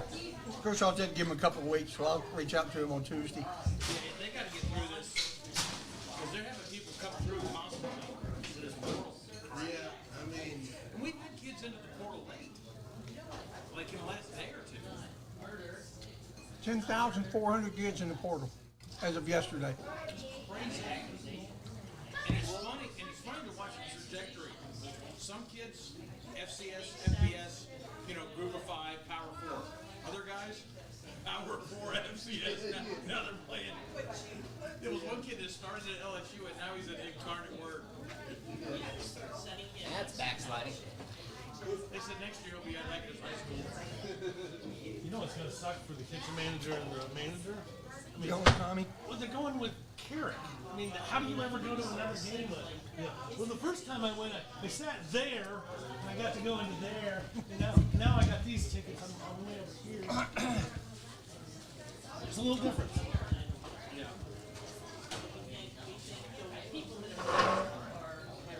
So we have this rule at the women's games because we set up the court. If you touch the ball, you got to buy everybody ice cream. So do you go out of your way to touch the ball? Or I'm going to buy Garrett's kids ice cream. But what's funny is last game, they ended up with a shoe. Girl turned and her shoe came off and came flying at me. So she goes running down the court, and I just been over like, you forgot something. I don't know what I ordered by now. I was going to say if touching a ball requires you to buy a drink, getting a shoe means everybody's got to buy you a bottle of bourbon or something like that. I don't think I'm going to get bourbon, but Something good. It was funny when I was at the Buffalo game. I'm sitting next to a buddy who's never been to a KSU game. I was like, you get used to the KSU games. And like, whenever there's a penalty, you can't do that. I was like, I love that shit.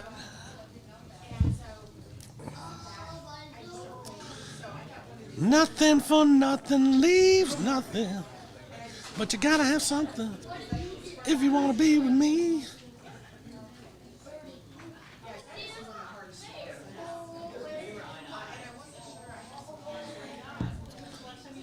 That bill has been paid.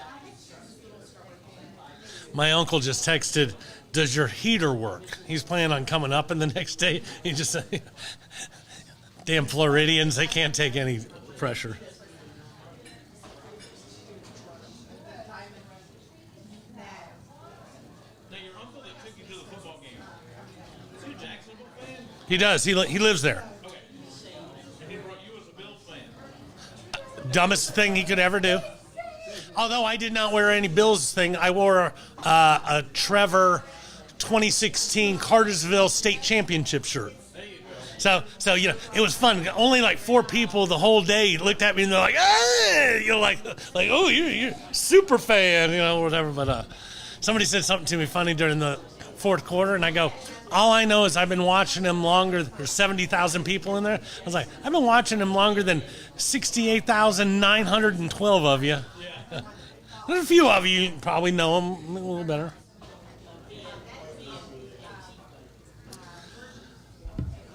My day was good, period.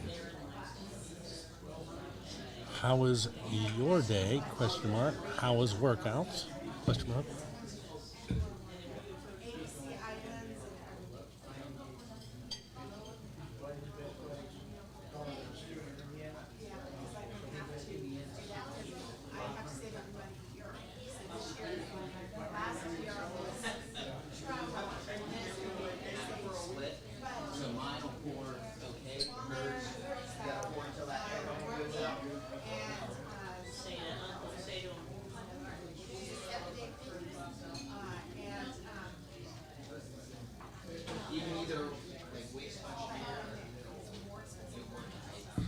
I will be at my Canton location on Friday morning.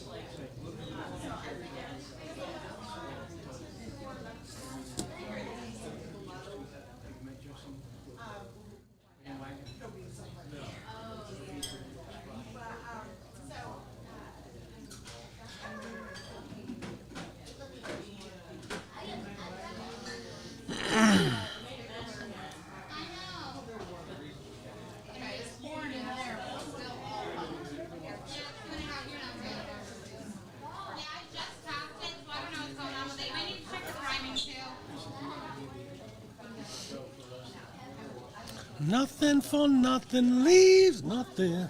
I think I left my KSU jacket at home.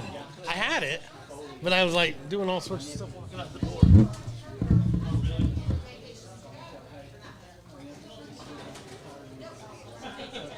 Give you an A instead of a D.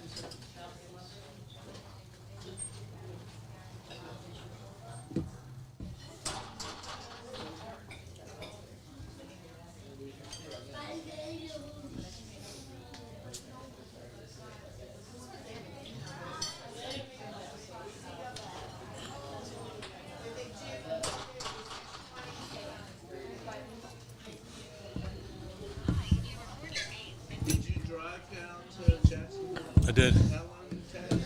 5.5. You know, as soon as you Lake City, and then as soon as you turn over, it's really short because there's hardly anybody in that little span of 10. Like I said, I'm going to St. Augustine. Same route. Now I'm trying to figure out when to leave because I've got an event that starts at 4. So Tomorrow or Friday? Or Saturday. I'm going to leave Saturday, early Saturday morning. So your best bet is to go super early and nap. No, I didn't say 7:38. I said super early, because if you can get on the highway, once my daughter moved to Tampa, she came up with the 4 in the morning theory, and if you leave at 4 in the morning and you leave here, the sun doesn't come up until you're past Macon. And so all the truckers who are on the side of the road sleeping, they're still sleeping. So literally, you're just boogieing without anything in your way. You leave at 8 o'clock, everybody's already awake. Although I did have a lot of luck. It moved really well for me both ways. Yeah. I know it. A little too chilly for me. Yeah. I was telling Sean that, like, when I moved to Atlanta from Savannah. You were tough then. Yeah. Well, I realized, like, oh, this is all winter. It's like right. Highs are in the 50s, like upper 40s. Lows are in like the mid to low 30s. Like that's winter. And we're just in the thick of it right now. It's going to be really cold this weekend. Yeah, I saw that. Wow.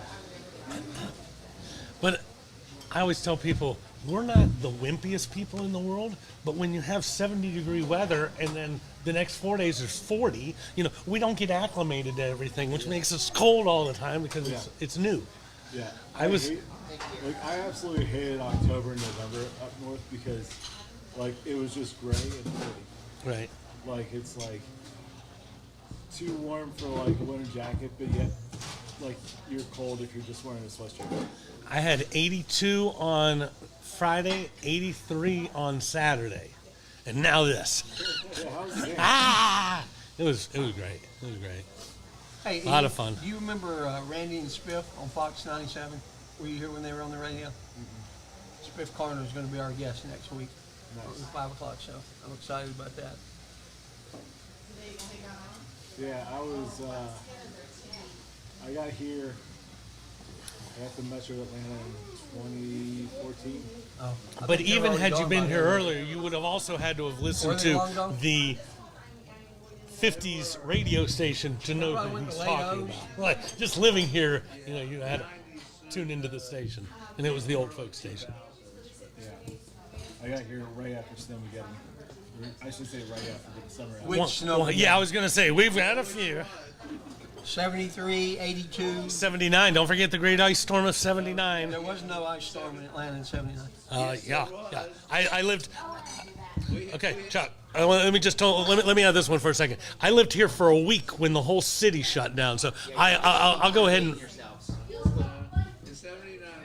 The great ice storm. Was there an ice storm in Atlanta in 1979? Yes, and it was in January, right at this same time. Yeah, it was. We had literally just moved into our new house. I looked it up last week on Facebook. On Facebook? Yeah, because somebody posted it. And 15 people came down and said there was no ice storm in Atlanta in 1979. But there definitely was. Because I lived through it, and I was only here for a week, and everybody who's looking at me going, why don't you have a jacket? Because my parents moved me to Hotlanta, and we gave everything away before we came down. We thought we were moving to Nassau in the Bahamas.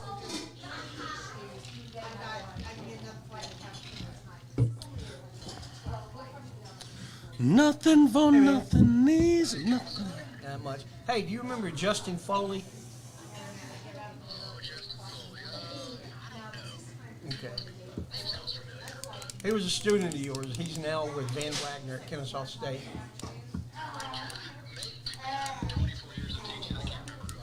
I totally get it. But I had lunch with him Friday, and I said, well, maybe Jason will remember him.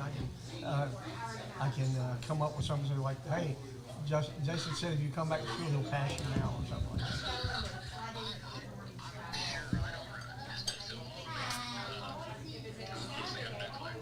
Yeah, it's a lot easier for them to remember you than it is for you to remember them.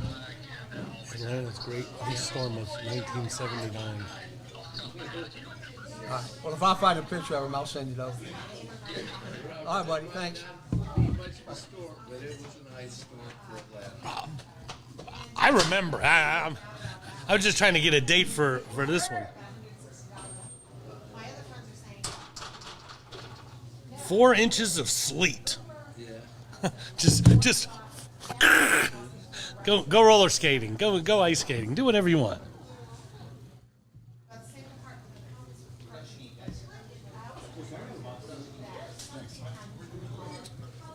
So was there an ice storm? Yes, 4 inches of sleet. Yes. But what's crazy is that whenever people say a snowmageddon or this or this, we have one about every 6 or 7 years. So yeah. In 79, we got. You got that. In 83, we got less than an inch that caused it all. And it still shut the city down. Because it happened at rush hour traffic. Right. That was 82. 82. My nephew was born on that day, January 12th, 1982. Sorry, 82. My wife. A lot more than that because It was a lot more than an inch. Well, I got home in no problem. My dad got home that night, and I said, that was the first time I drove in snow. He says, well, there's no better time to learn. So we went back out. Get back out there, boy. And I learned to drive in snow. So Stormy's best friend is a diabetic who she's had a lot of. Well, she's pretty good about knowing what to do, what not to do, whatever. But that one that happened 10 years ago, where it froze everybody on the interstates. Yeah. It froze her on the interstate. So here she is. She's got no gas now. Her sugar's starting to spike. All this, and you're trying. It was like crazy. And that was a good thing. In 82, there were 10,000 cars abandoned on the interstates alone. I was one of them. I remember the pictures on 285 where it's basically however you stop, people just parked. Would just stop and walk. My nephew was born that day at about 2 o'clock. And I just started a new job, and I said, hey, is there any way I can leave early to go see my nephew? He was just born. They said, yeah. I worked on North Avenue. So I left about 3. I got back to my apartment at Cumberland Mall at 11 o'clock that night without my car. So basketball, men and women, little track and field talk. What else are we going to talk about? Do any baseball, softball, or just kind of limited to the other ones? We're talking anything we can, so we'll be stretching it out. Are we going Will first or her Have Will first? on the whole time after Keely. So bring her on first. Yeah.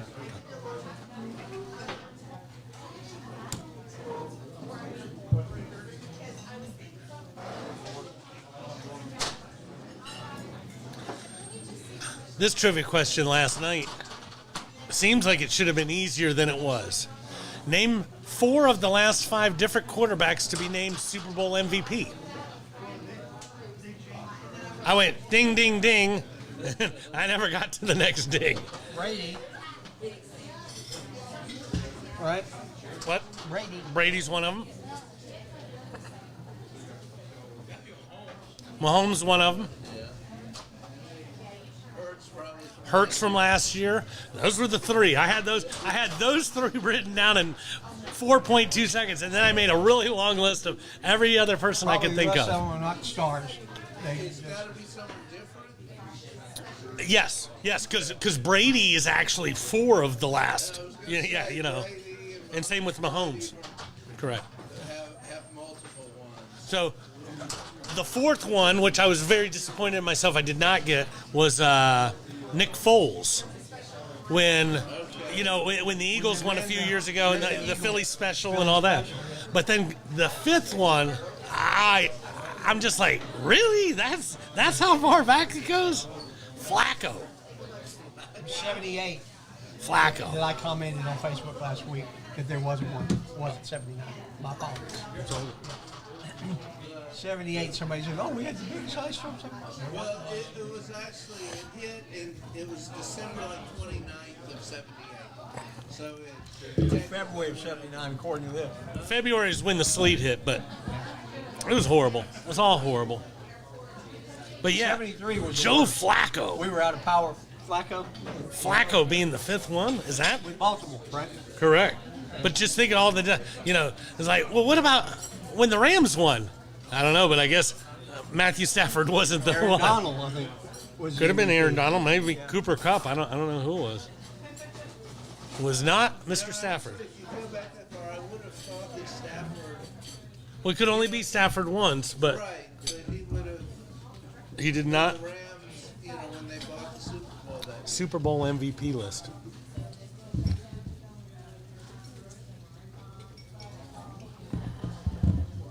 Hurts, Mahomes, Cooper Kupp. It was Cooper Kupp. Then Brady, then Mahomes, and then the year before that, Edelman. Somebody already got the list out. Yeah, I'm not that smart. Foles, Brady, Von Miller, Brady, Malcolm Smith, and then Flacco. So Flacco was the fifth quarterback ago, 2012. That's crazy. Santonio Holmes. It's pretty wild though. Santonio.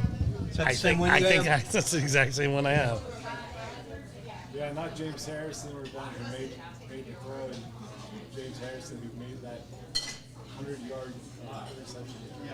Hines Ward won in 05, and Holmes won in 08. How many times does the losing team won the MVP? A player won the MVP? Super Bowl 5. Chuck Howley. Okay, you know that. I know that one. That's one of my go-tos. Reason we pull that out, I gave that to Chip many years ago. Mm-hmm. Tim Henderson, who had been on the show, I got Jim Nash to autograph his page, his cover. Oh, nice. In 1967, and I said I can't remember when Jim Nash was, but I know I hooked him up with Tim Henderson, and we found it in there. That's what we were looking for in '67. I thought there'd be some way we could work this into a show one week. I collect them, so if you ever want to work it into a show, I've got the covers. we had that one show where It's too cold out there. we had all the collectibles. Yeah, we talked. I wasn't at that show. That was an early show. Well, no, I was still part of it. I just wasn't here that day. This is the book covers. We got a lot of sports coming up between now and. We're getting ready to start some numbers again. We'll finish the numbers out soon. Next couple of weeks. Yeah. Yeah. We're gonna have some dead space in there. But I remember looking at having that book. I because under the old Sports Illustrated, it's like a girl, at a picnic. There all these other, it's not just sports, or this guy's sailing, but not like professionally sailing. And so I looked up, I Googled, I said, who was the first black guy ever on the cover of a Sports Illustrated? And it's, I want to say episode 5 was an Iowa lineman. And so I bought the cover. But greatest story I know I've told you the story before. He was drafted by the Packers, but because he was a black guy, they were only going to pay him like 1/5 of what a white guy. So he decided, I'm going to Canada. I'll play in the CFL. And the next year, Iowa made it to the Rose Bowl, which they had not made it to the Rose Bowl in 40 years. Ray Johnson? Nope. And so he decided to surprise his old teammates, and the whole plane went down. He died. Everybody died. You're like, oh my God, how's Ben Affleck not turned this into a movie? This is incredible. 1954. You're in 56. Yeah, it's like the 5th issue. Yeah, that's what I was just telling Ian. I thought we were on the 5th issue. Calvin Jones. Calvin Jones.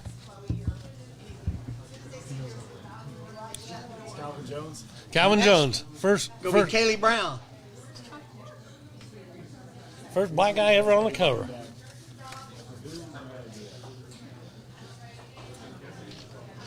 which is pretty cool. Because, you know, in 1954, you pretty much had to really do something crazy for them to put you on the cover. And then, like I said, his story just... what was it? Calvin Jones. All right, we'll see y'all later. Take care of yourself, sir. Good seeing you. How did Calvin Jones, Iowa lineman, die?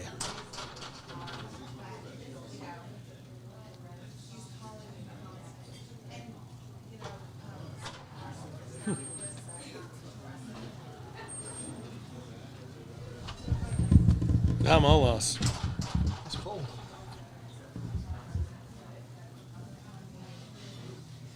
Hey, soul sister.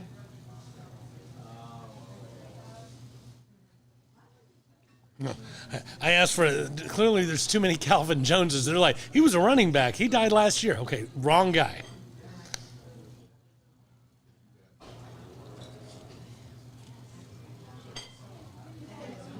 So you think that pretty blonde at the end of the bar is just here from out of town? She's been sitting there. God, she's gorgeous. I'm like 7 days away from being. I'm just trying to get it all back. Not? Just trying to get it all back. You're still not there? I've done everything I need to. She's done everything she needs to. It's just Matter of the attorneys. the biggest problem is that that's going to happen, and there's still a house that hasn't sold. The house will be, it's final. So it could be final, and I'm still choking out $2,400 a month for a place I don't even fucking live in. Woohoo! Which I really don't care about that. I just want it sold. I just want it sold. You're ready for it to be over. Been there, done that. So, sister.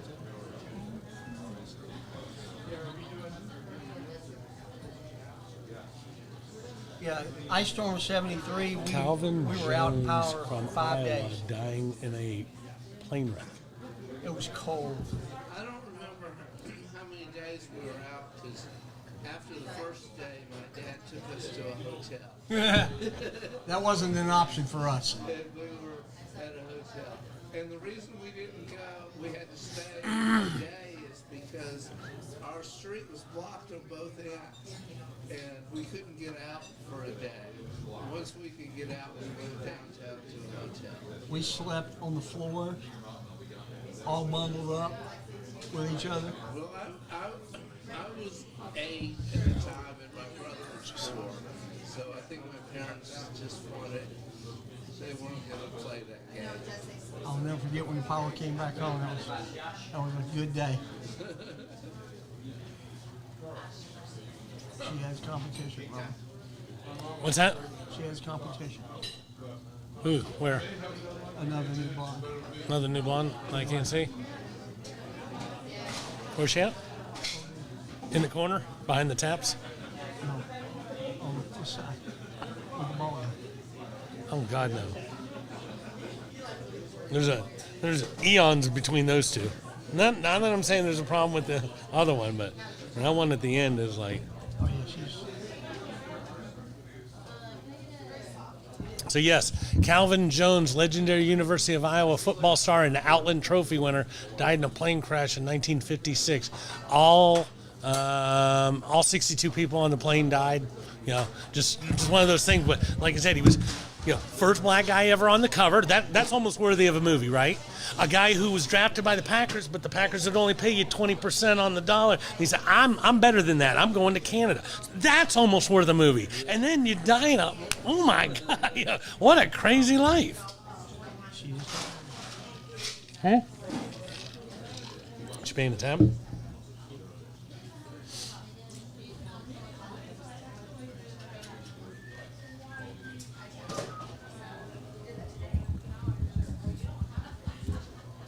Pitt and Georgia Tech starting soon. Who, Pitt? That's your text playing that? Yep, just popped up on the thing.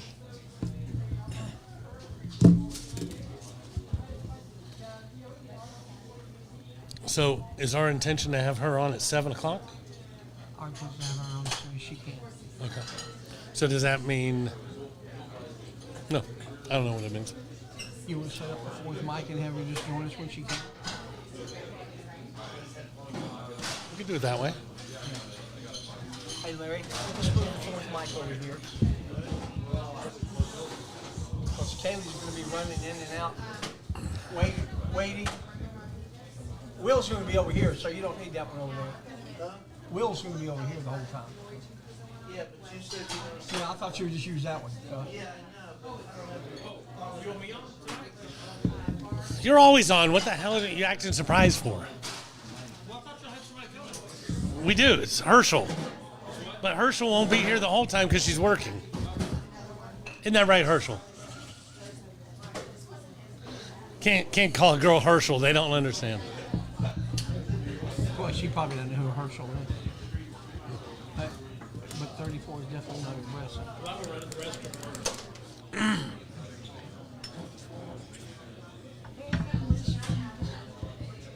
I had just a short board, and I wouldn't have made it. I thought of this the other day.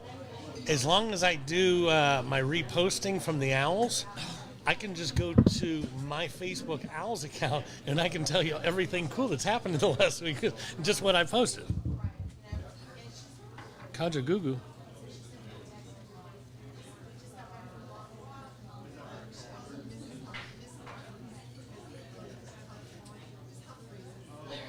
Oh, you know what I failed to mention? In the pros, the 1, 2, and the 5 and the 6 seed. Same in the NFC and same in the AFC. 1, 2, 5, and 6. Yeah.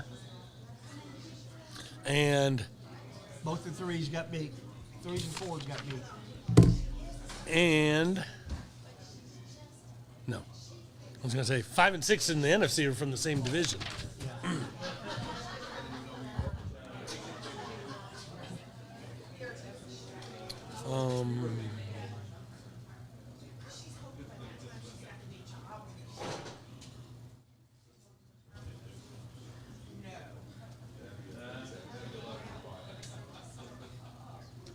I hope she had a salad. What's that? I hope she had a salad.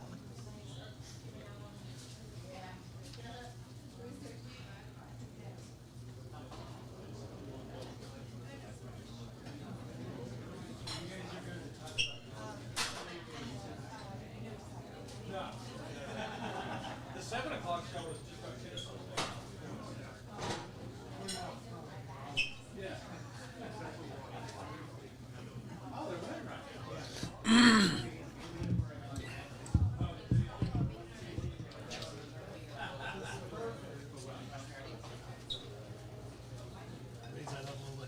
That's probably what it was that it was just high level. But man, it's like, wow, you got new people. That thing is right.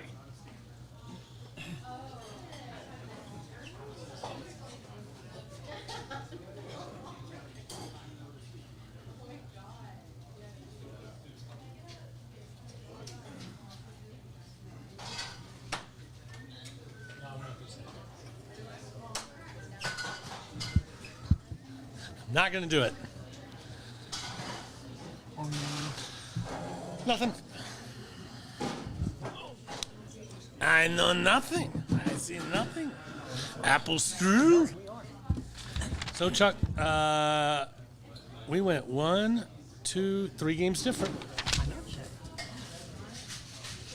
which means there will be A new leader. a new leader Next with week. 2 games. Yeah, 3 games to go. 3 games to go. Necessarily, you got 2 games that We got 3. We have 3 games different. 3. I thought there were 2. No, because of the national championship game. So I got that one included here.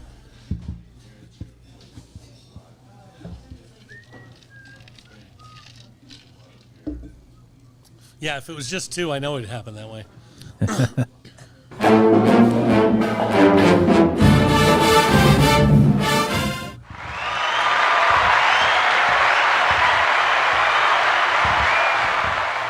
Good evening, everybody, and welcome to Miller's Ale House on a Wednesday nights at 7 o'clock. It's time for the KSU Owls Show. Can I get a big hooty hoo? Hooty hoo! Hooty hoo! All right, go Owls. That was a little less bigger hooty hoo than we all normally the people have. are at the game. They're all down the everybody's road. at the basketball game. Yeah, absolutely. Yeah. We've confused the Purdue fans over there. Yeah. Purdue fans. Purdue fans. I mean, I love Purdue fans. They but must do be get on their way to confused. Miami to go see the Indiana game. Oh, now you've upset them. Now there's a fight. Don't take that on me. Leave these people a good tip. This is a great Oh. place to eat. Yeah. All right. My name is Chuck Burns, along with my co-host, Mr. Robert Kinney. Robert, how are you? Living the dream, sir. Can't wait. Excited for the management staff that is lucky enough to be at the game that's tipping off right now with our very own Mr. Carrick. Manu G. Krebs. Manu G. This is the way it goes. Management's at the game, and I'm here with you guys. Aren't you lucky? You're acting surprised. I guess that's the biggest shock to me is that you're acting surprised. Yeah, so Bill Cuthbert and Tommy Hilaro, they're sitting courtside with Carrick tonight to further the relationship between Miller's Ale House and Kennesaw State Sports. So Awesome. That's an awesome thing. I know they did 40 meals for the basketball team tonight. Oh, yeah. So I don't know if it's pre-game or post-game, but very happy for what's going on with Miller. We've been doing our show here for close to 4 years, and it's just a fun night to come out and talk KSU sports. Did we introduce you? Will Renfro, ladies and gentlemen. I didn't know. You don't know this about Will. I didn't really need a special Maybe introduction. you don't even know Will. But Will has been to more Kennesaw State football games than anybody in history, including the coach that was here for 10 years. That's correct. So Will is the number one football fan of Kennesaw State University. Woohoo! How many accolades do you get for that? How many have you got any trophies? I got some T-shirts and a flag. T-shirts and the flag. That's a pretty cool Oh, thing. wait a minute, and a cup, and a coffee mug. Oh, That's yeah, true. I forgot about That's her true. mug, yeah. Yeah. So we're also going to have Kaylee Brown on the show at some point in time when she can break away from her waitressing duties. Kaylee is a track and field a standout. track and field standout, or stand up anyway. She's very tall. She's a high jumper, I think, right? And she's going to join us for a few minutes when she can. We're going to talk in depth about the Fosbury flop and how it's affected her life. I know it affected mine. And then I ran some track. There you go. Fosbury Flop, Brent Ropp was the leading high jumper at our high school, and he brought the Fosbury Flop to McEachern High School back in the 70s. Yeah. That's her. That's a really good picture of you, Kaylee, on the website here. We got you doing the flop. Oh, thank you. I haven't seen that. Yeah. Well, go put your dishes down and come over here. So a lot of good things going on at KSU. I know the baseball banquet's coming up the 30th. Going to be going to that first pitch. Yes. You go to that? Yes, I go to that. Yep. I'm going to that this year. I got a couple tickets to that. That should be fun. Tell us about that. Well, 'Cause I've never been to one. Well, it's a fundraiser for the baseball program. There'll be a nice dinner. I don't know who's providing the dinner this year. It's usually a pretty good dinner. They have an auction. So I've got several things from the auction. I got what did I get? A helmet, a football helmet. That's where I got the football helmet that the coaches assigned. I got it from that auction. You got the football helmet at the baseball auction? Well, they just get things from other sports. I know, absolutely. Yeah. I got the championship ring. I don't know if I've ever brought that on the show. Oh, I'd love to see the ring. So a couple years ago when they won the conference, I had an extra ring, and they auctioned it off, and I won the ring. Do you mind sharing that price? It was in the $500 range. It wasn't. Okay. The collegiate rings are limited on what they can. So they're not necessarily As they're not gaudy. real diamonds, They're and not they're as not gaudy. And so they're pretty, but they're not that expensive. So that was more than they paid for it, but it's really cool to have just Sure. as a piece. It's got the little box and everything. So I got that, and I don't remember everything. I know several things that I wanted that I didn't get. Right. So we talked earlier on the 5 o'clock show. We also do a 5 o'clock show about sports in general. Three guys who love sports, about the most money you've ever paid for a ticket. You probably paid more this auction than you have for a ticket. Oh yeah, Not counting airfare. Absolutely. Not And counting last year, airfare, I just remembered last year I got second base.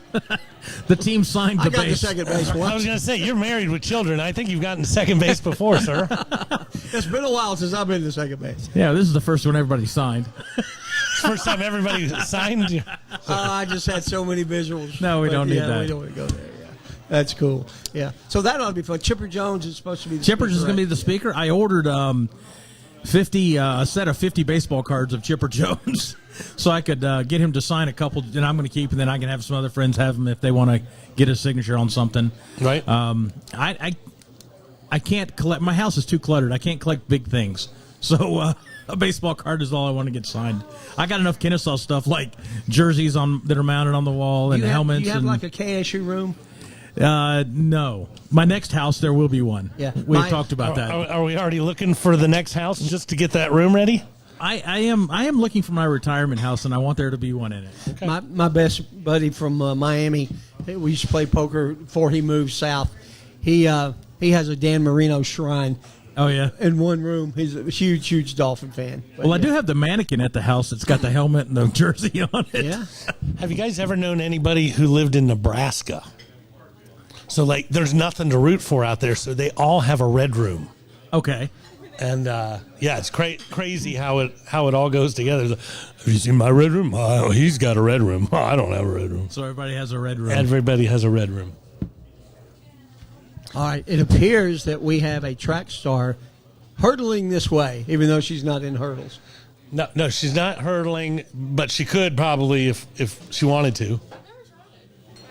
So put your little headset on there. And everybody, if you would, a big hooty hoo for Miss Kaylee Brown. Hooty-hoo. Listen to that crowd. Can you believe they're all cheering for you? It happens a lot Get for up her. right up to the mic if you can, Kaylee. So welcome to the show. Oh, thanks for having me. Larry, do you even have Kaylee on? Let's try that one more time. Make sure you talk right into the mic. Or you could trade microphones with her, Will. Well, can you hear me now? No, not really. It's got to be a mic issue. It's not a you issue. So how's the world treating you? Oh, it's treating me very well, actually. Let's Oh. try Will. Can you hear me now? I can All hear right, you we now. can hear you now. All right. So you are a girl from Chickamauga. Yes, it's actually pronounced Chickamauga.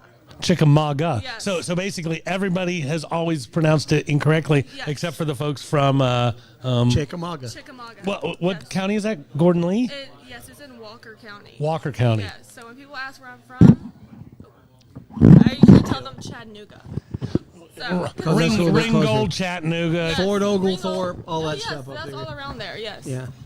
What's the state park that Cloudland Canyon is? How far is that from Well, that's you? over in Trenton, or close to Trenton, isn't it? Yes. Tryon. I actually live No, there's a over Trenton the up there, mountain from Trenton. It's on the other side of the mountain is where I'm from. We also have other royalty, Kennesaw royalty from that area. Larry, there's a reason that when Will speaks into it, it works, and when Kaylee speaks into it, it doesn't. It's because I'm loud and obnoxious. It might just be me though. Okay. There you go. Maybe There I you should go. get That's a little closer. louder. That's a little better. Yeah, Okay. that's better. So how many Kennesaw people are from that area? You might know one, Caleb O'Neill. I know Caleb O'Neill. Yes, We know we Caleb went to the very same high school. And I know Isaac Foster, who came from the rivalry high school. Tryon?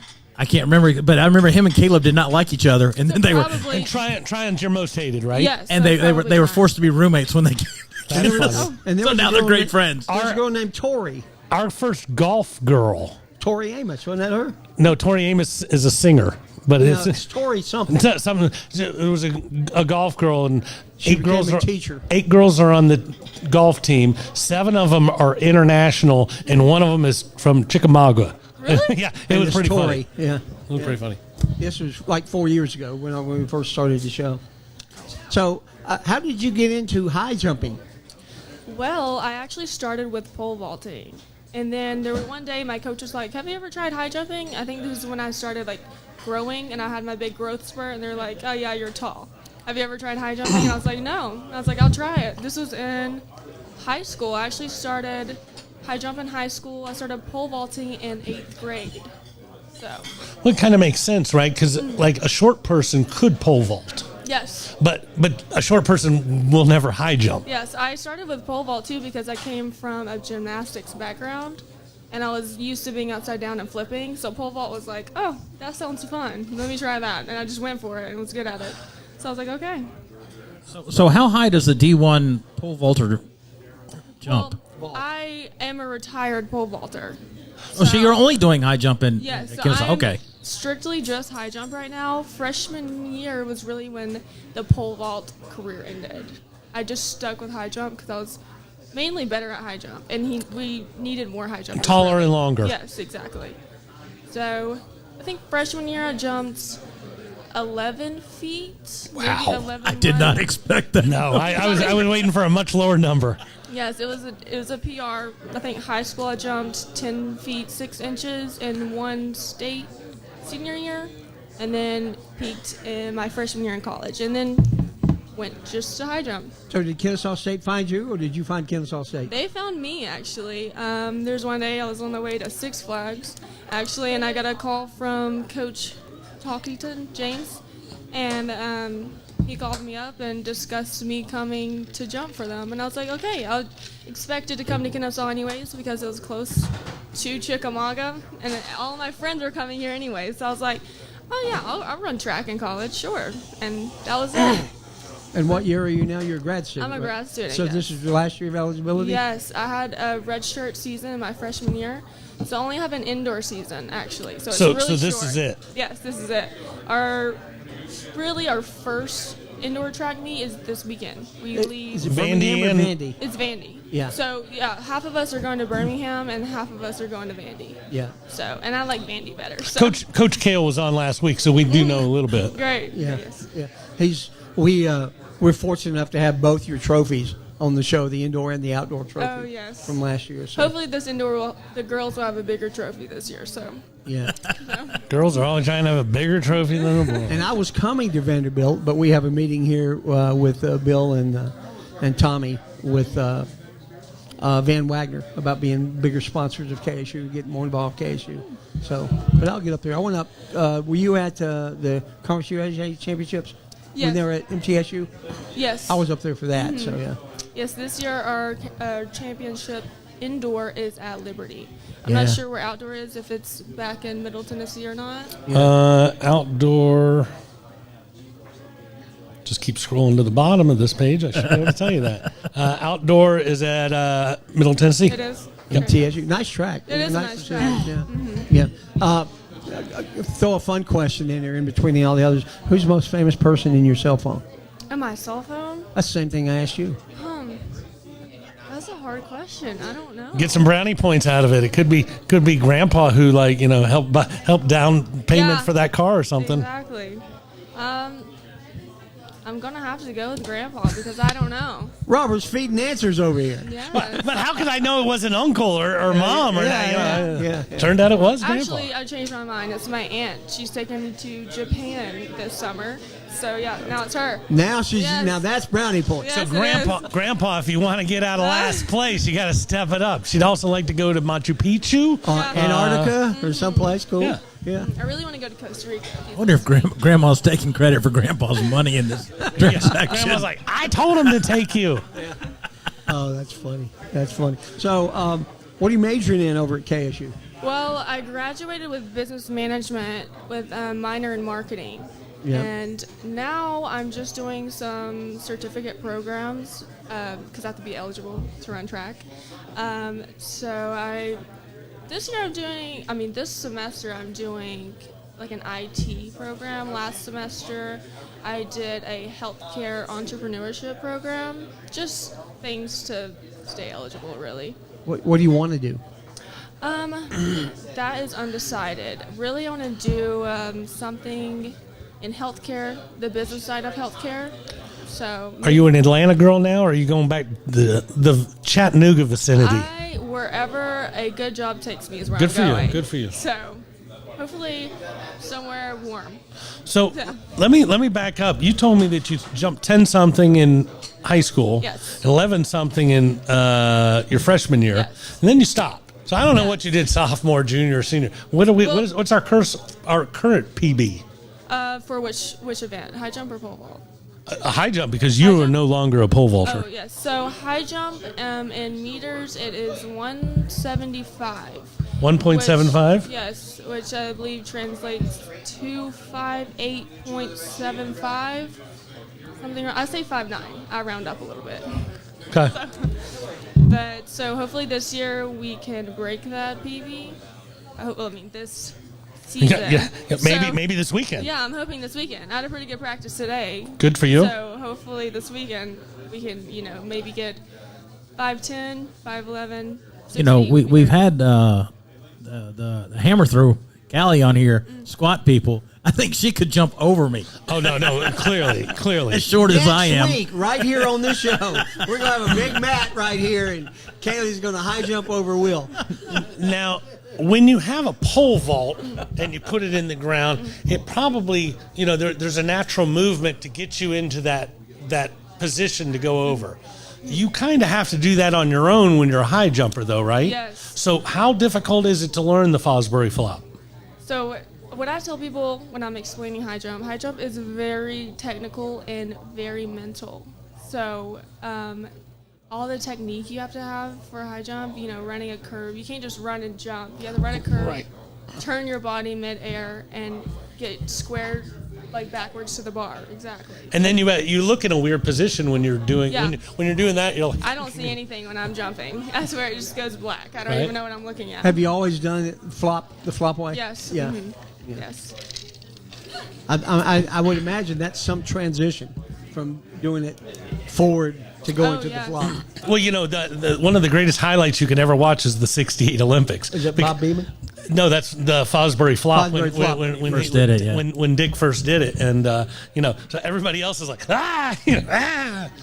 Well, there's this one guy. He's looking a lot easier, a lot smoother when he does it. Yeah.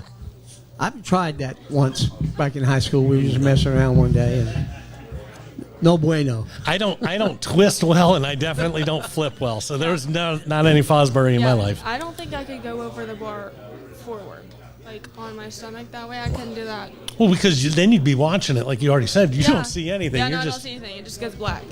Did you ever play any other sports before you got into track and field? In high school, I did competition cheer. Our Gordon Lee's competition cheer team is really good. We won state. I cheered for 3 years. We won state all 3 years.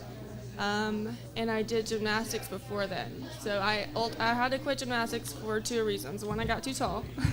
2. That was the one I figured. Yeah. 2, I was really getting into track, and it really was complicated trying to do gymnastics and track at the same time. Luckily, cheer, the seasons were that one would end and then one would start, so it was a lot easier to do that. And I could still flip around and do all the cool flips and stuff. So. Okay, when you're not flopping and Fosbury and all that stuff, what's your favorite sport to watch? Favorite sport to watch? Definitely football. Yeah. I really like to watch football. I'm not the biggest fan. I'm not fans like y'all are, but I do like to watch it every once in a while. It's fun on the Yes. on the TV. Yes, yeah. When Georgia's playing, I can watch them on these TVs while I'm working. You're one of the only KSU athletes we've ever had wearing a Herschel shirt, so kudos to that. I don't even know. I was about to say she might not even know who Herschel Walker is. I called you Herschel like 3 times, and you didn't notice any time. yeah. They both already went there. He played football in 1980. Okay, I have no idea. I just National wear it championship team. because Georgia. we can wear jerseys or we can wear the black shirt. And I was like, you know what? I think I want some color today, and I Doing wear this- red. But you got the black on underneath. I Yeah. can tell just in case. Do we need to decide get you didn't some want it. KSU shirts? I do need a KSU jersey to wear around. Yes. I'm thinking you probably have a couple. No jerseys. I have tons of shirts, tons of track shirts. Goodness, but Well, but track shirts, it's all kind of like a women's volleyball shirt, right? It's not the kind of thing that you can wear out in public on a regular basis. No. Here's my shorts and here's my tie. Okay, yeah, that's Yeah. not quite it. Yeah. So you need a jersey, almost like a Yeah. Yeah. Exactly. I understand. To represent Kennesaw a little better. Although I will say this, I was talking with a friend. I went to a football game this weekend, and he wanted an XL, and he's kind of like in between XL and double XL. And so when he put the double XL on, it looks like a nightgown, like he's wearing a skirt. A dress. Because you being so tall yet so small, I can only imagine. Well, this shirt would fit me. Well, yeah, but now it's a midriff. Exactly. So that 6'1"? Me, right now with these shoes on, I would say 6 feet, but 5'11". 5'11". Mhm. Yeah. Yes. I didn't know. That's a less intimidating number. Yeah. Yes. It started with a 5. Yeah. As a short guy, those Tall girls just are very intimidating Yeah, to you me. know it's crazy. I go to track meets and I get out there with the high jumpers and we're all gathered around and I'm like looking up at these girls and I'm like, I thought I was tall, but out Right. here, y'all make me feel really short. And I'm like, they're like 6'1", 6'2". But that's what sport and competition you've seen at every level, Yes, right? yes, but you cannot underestimate the short girls either because I saw this one girl go out there and jump, I think like 5'10", and she was up to my shoulder. I was like, where did that come from? I didn't expect that. Mighty Mouse, what's going on? Exactly. Like Callie. Callie's a perfect example Yeah. of that. You think, well, some big old strong girl throwing that hammer and then little 5'4" or whatever Callie gets in and throws It that doesn't half hurt mile. that her arms are this big. I mean, yeah, that does kind of help a little bit. Yeah, correct. So when you're through, this is your last year. What will you do from a athletic perspective? Will you continue to play any other sports or? I talked to my jumps coach about coming back outdoor and jumping at our home meet unattached because I love our home meet and I'm not ready to not go to our home meet this year. So. And can you explain unattached? I've heard it a couple times before, Yeah. but that's not a regular term that people know. So unattached, basically, you're not like related to any team. So I could go to a meet this weekend and could be unattached and not be considered like with Kennesaw State. And it But you wouldn't- can still win. Yes, you can. So there's 12 colleges appearing for this competition, but then there's a few people who are not attached to any of it, Yes. and they can still Yes. place. Exactly, yes. So that's really the difference between college and high school. Like, that's one big difference I noticed was I would go to these track meets and then there's these girls that are pros jumping unattached. And it's like, oh, they're out here jumping like 6'2", and I'm like, who are these people? They're not from a team, but they're just unattached. They're with their own club or with just themselves or just the regular coach. They don't have to be NCAA eligible. I'm not sure what the rules are about that. I don't think so. Probably just that you haven't taken money. Yeah, I've been down to the perch a few times for through hammer throws, and there was a little girl from KSU that participated unattached, as you Yes. call it, and everybody was still cheering for her. Mhm. So she must have either graduated or was just. I think unattached too. Also, it doesn't go onto your like eligibility. So, say I didn't want to compete. Say I was redshirted my freshman year indoor. I could redshirt outdoor as well. Maybe compete unattached and it not go on that record as well. I think that's a little loophole. I'm not completely sure about that because I've never done it. But I am thinking about competing unattached outdoor just because I don't know if I'd be ready. It's just going to depend how my body's feeling, if I can walk still. And then two, on if I'm going to stay practicing or if I'm going to stay in shape, things like that. So, being that you have been competing at a high level in multiple sports, whether because a lot of people underestimate cheerleading, and that's some hardcore stuff. Oh, it is. So you couldn't just sit around. I mean, Yes. you're gonna do something. That's really the kicker. I'm like, what am I going to do? I'm definitely going to have to stay like in shape and work out because what am I going to do in my free time? Because that's Nothing? what you've always done in your free time Exactly. is work Yes. towards those goals. Yes, when I first got to college too, it's like a big change from high school. It's like in high school, I barely conditioned. And then college, and they're out here, and I'm dying. And I'm like, the coach must be just trying to get the weak ones to quit or something. That's what I thought. But it's easy for you to be Tryon in 11th grade without now that you're at this level. Yes. Yeah, you got to eat right. You got to Yes, do all those other exactly. things. Especially meat week this week, I've been on top of it. I'm like, okay, I got to eat good food, some vegetables, some fruits, everything. Got to go to the training room because I need to be able to jump this weekend. So- What does a practice look like for you, Kaylee? So I'll walk you through today. I go in high jump. Well, all the jumps we practice at different times, and it's kind of spaced out. So when high jump's ending, long and triple jump come in. So high jump, we're the first practice group in the jumps at least. We got there at 10:45, and then we practice usually until 12:15, and then we have weights from 1 to 2. There's also multiple weight groups because there's so many of us. So I think there's a weight group from 1 to 2, one from 3 to 4, and one from 5 to 6. If you were to set a PR in practice, it doesn't count. No, it does not count. Is a practice, Have you ever? A practice PR, yes, but I always this is, I don't know if it's something for everybody, but definitely for me, I have never jumped a meet PR at practice.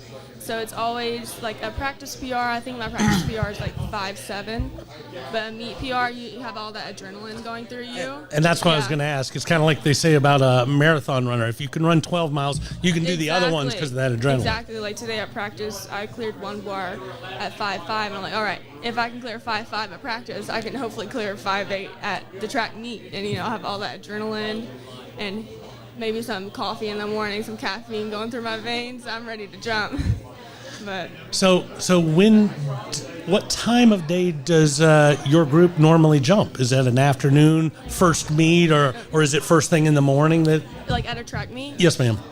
So usually it's either really early before anyone's even out there, or it's late in the afternoon. So if it's really early like that, what do? Are you waking up 5 hours earlier to eat something, or are you just waking up 40 minutes beforehand, pounding a half a pot of coffee and going to town? Well, no. So our coach is really big on. So like this weekend, we jump. I think the girls jump at 11. Okay. The invite opens at 11.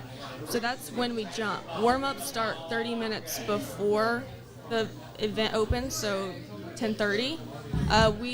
Our coach usually has us getting there 2 hours to an hour and a half before. So I'm gonna have to wake up probably at like 7:30, 8 a.m. But if you have to be there 2 hours before, that's 8:30 that you have to be there. Are you eating a lot? Are you drinking a lot? Because I'm trying. Usually on meet days, I have to force myself to eat because I'm like, the nerves are going through me. I'm not hungry. Right. But then afterwards, I'm starving. You need some energy, but at the same time, you don't want anything sloshing around. Exactly. Yeah. Usually that's not the issue. It's more of like, all the nerves. I'm like, I can't eat anything. Okay. And then, but caffeine, that's a different story. So I need Red that. Bull? No, usually I'm just a coffee person. Good for you. Yeah. I'm not a big energy drinker because I just don't really like that taste. So. Did you ever do any of the other jumps? And yes. Triple or long? Long jump. One time, our jumps coach for a conference meet, he had me doing the long jump. Just for conference, you can only take like 30 people, girls, 30 guys, 30 girls. And so sometimes for the conference meet, if you can do another jump event, then your coach is putting you in that event. Right. Try to score some points. And Coach James put me in long jump one time, and I had 2 practices before this. I was just going out there to wing it. It was after high jump. It was outdoors. It didn't really matter. I just go out there and jump. We weren't risking me getting hurt or anything. And I go out there, and I completely just nosedive straight into the sand. And I was like, and I don't like sand either. That's another thing about me. I stay out of the sand and stay away from the sand. But I was covered in it, and I was like, this is not for me. And yet you want to go somewhere warm. Yes. Yeah, I do. But it goes back to what you said earlier about how technical your sport is. Even the sports that you haven't done, when you're running down that thing, you're like, okay, maybe there's a little more to this long jump. It looks like long jump. I was like, all right, you run and jump, right? No. If you don't do it right, the technique and everything, you're just going to go straight into the sand. And I figured it out the hard way. Yeah. So, and in high school, I did long jump, but it had been 2 years since I've done it. So, and long jump was not my main event either in high school. So, obviously. You look like you have a question. I want to know about, and this is not sports related, but who on the team has the best or most entertaining social media, like Instagram or TikTok? Well, the obvious answer is going to be Callie. Correct. We remember your first night story, Will.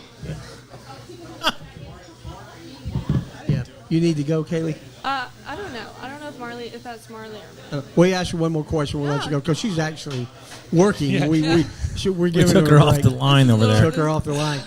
There's a guy at table 17 wondering where the heck his coffee is. Do you have any superstitions? Superstitions. I used to be really superstitious, and I think that was from my cheer coach because she was really bad. We had the same uniforms from like 1976. Like they were old, not really, but I don't know what year they were from. And she wouldn't change them. Why did Will look at Chuck when you said that? Well, maybe not that old. No. Oh, that's really old. But yeah, she wouldn't change our uniform. So I think she made me really superstitious. But since I've been in college, I don't really have. No I have rituals. one. You have to go there's through. one. There is one, and it's not really superstition, but we have this one trainer. His name's Quinn, and he taped my ankle actually one year at Vandy because I forgot my ankle brace, and my ankle is fine now. That's what I hurt freshman year. I hurt my ankle. That's why I was shirted, and but now I just get it taped just for caution. And I forgot my ankle brace, and so I was like, "Oh no, I need it taped." Well, he taped my ankle and I PR'd at Vandy, and so this year he's going back to Vandy, and I'm like, "All right, then you have to tape my ankle this year." And I haven't taped an ankle since then. Well, get Yeah, ready for it good. because Get it's my ready. ankle. Exactly, because I need to PR this weekend, and you're gonna make me PR. That's awesome. Well, we're certainly going to be pulling from here for you to set your PR and bring home a medal or a trophy or whatever from Vanderbilt. And we know you got to work, but thank you so much for sitting down. All we heard was about how shy you were, but you were very good on the microphone. Thank you. Yeah, yeah. Well, thank y'all for having me. Big round of applause and a big hootie hoo for Katie Brown. And we're way behind on commercials. No, we're just way behind on commercials. Yeah. that was a great guess. Yeah, that was And, that was and normally people worry about stepping over the cords. I would not be worried about Miss Brown being able to clear those. Me either, especially if we had a mattress on this side. That would have been really exciting. Yeah, just flop over. All right, let's do Express Loop. Let's do our first three. Yeah. There are a lot of places to get your oil changed in the Kennesaw area, but if you're looking for a personal experience, then stop at Castro Kennesaw Express Lube or Lost Mountain Express Lube. We'll always do our best to get you in and out quickly, safely, and without a whole lot of fuss. We're a true owner-operated business where you'll find Brian under a car or hood at one of the shops. We offer experienced, knowledgeable technicians and the latest computer software to help keep you maintain your new car warranty and keep your Pride Joy running for the next 100,000 miles. We proudly offer Castrol Products. We got a little Larry doesn't have a microphone anymore, but he was ready for that one. Joshua Smith and his wife Tammy are both graduates at Kennesaw State College. He's been practicing law for 24 years, specializing in sports and entertainment law while continuing in criminal defense, civil litigation, juvenile, and personal injury. And he's ready to represent you all the way from your small town to the Supreme Court and any appellate court in between. With all the new rules regarding NIL and cash payments to athletes, they're placing a new emphasis on Kennesaw State University student athletics to help our student athletes better navigate some of the bigger issues that have tripped up so many. Give them a call tomorrow at 706-217-2095. Where? What's that? 706-217-2095. Hey, it's Melissa at Brain Train Centers, the fastest growing neurofeedback provider in the world, and I have some pretty important questions for you. Do you or someone you know struggle with focus and attention, sleep, memory, or other mood issues? Or maybe you just want to achieve more in high-pressure situations? Oh, no. I was even a little timid about it, and I told Larry, I said, we'll see, but Austin did a fine job. Austin was great, and you were told she was a mute, and man, she never stopped talking. She was wouldn't great. Shut up, those bulldog girls! I'm telling you, they don't know what to do. Well, they don't know who Herschel is, but it's all good. Yeah. All right, so Will, now that you're back to being the second, the most important, best good-looking person on the show, now that Kaylee's gone. Well, I had no, Where no were chance we? when she was here. Oh, did we even do Brain Train? Let's go ahead and No. do it. All right, go ahead and do it. Hey, it's Melissa at Brain Train Centers, the fastest growing neurofeedback provider in the world, and I have some pretty important questions for you. Do you or someone you know struggle with focus and attention, sleep, memory, or other mood issues? Or maybe you just want to achieve more in high-pressure situations? Well, what if I told you you can unlock your brain's full potential and change your life entirely through neurofeedback? A drug-free and natural approach to negative moods, and it's backed by more than 50 years of research, so it's not new. It is safe for both children and adults as you retrain the brain to create new pathways. Medication may help short-term, but they don't address the underlying issues. Just as push-ups help your physical strength, neurofeedback is personal training for your brain. With over 20 offices nationwide, don't hesitate to reach out to Brain Train Centers, as we will provide you with the highest level of compassionate care and help you achieve the mental clarity, performance, and calm you deserve. Your journey to a better quality of life starts with a brain map. Now you can retrain your brain and reset your life. So just call or text 470-291-2778 or visit BrainTrainCentersInc.com.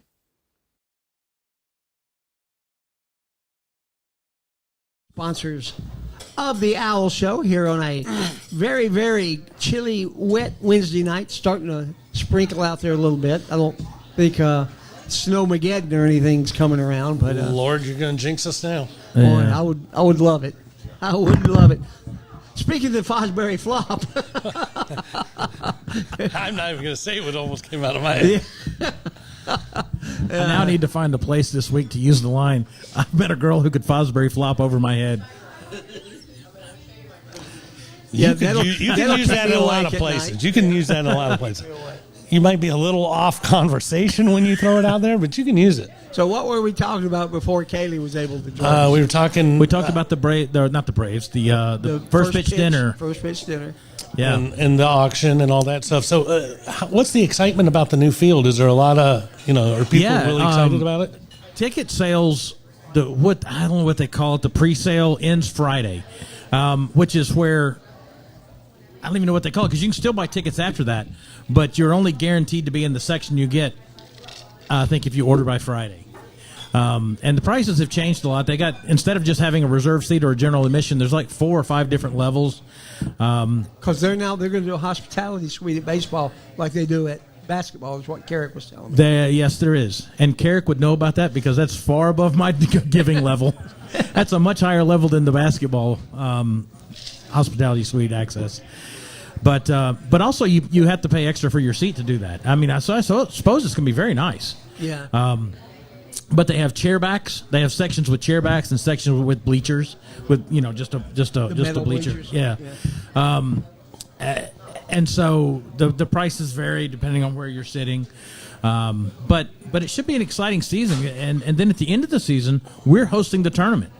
So we're going to have all the best of the best Conference USA here in Kennesaw for the tournament. So it would be fantastic to win that tournament at home. And part of that's because we have a new field, right? Sure. Yeah, we have to bid on that, and we put in the bid based on us having this field ready and everything. So, I still think we have some work to do on the scoreboard, but really? Other than that, I think we're good to go. I think Miller's is probably happy about that. All these other baseball teams coming in here. Absolutely. Yeah. Is everybody participating in the Conference USA baseball tournament, or is it just like top 8 or something? Yeah, it's not everybody. You have to qualify for it. And it's probably, I don't know what the number is. I don't remember, but top 10, 3 plays 10 or something like that. 1 and 2 get a bye. But yeah, so it's looking to be a good season, and we're glad to have Co back. And the transfer portal is not as crazy in baseball.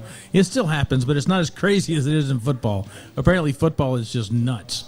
But football only has 10,400 players currently in the portal. Are we down to 10,000? I think we had 20 at one point. Yeah, I don't know. It's just one crazy. time I looked, it was like 3,500, and the next day, 92.9, the game said 10,400. I said, "Oh my God!" Yeah, and the funny thing is that you know there's violations of the rules going on when somebody puts their name in the portal with a no contact order, and the next day they sign with a team. The only way that can happen, and I guess the agents are allowed to talk to people, but the players not. That's correct. Because now there's agents involved, and the agent is really the one working the deals. Well, and we were talking about it last week, and I think you and the guests that were talking about it a little bit more, but the guy from Washington. Here's a guy who said, okay, I'm going to the portal, and he went into the portal for what? It's kind of like putting his big toe in the water, and then he's back at Washington. Yeah. Joey Bag of Bones. Joe, hey, two-time Joey. Yeah, I think we had our right tackle did that this year. He said he's going in the portal. I don't know if he actually officially ever did, because they announce, a lot of times they announce in advance so that their agent can kind of start making the conversation. What's his name?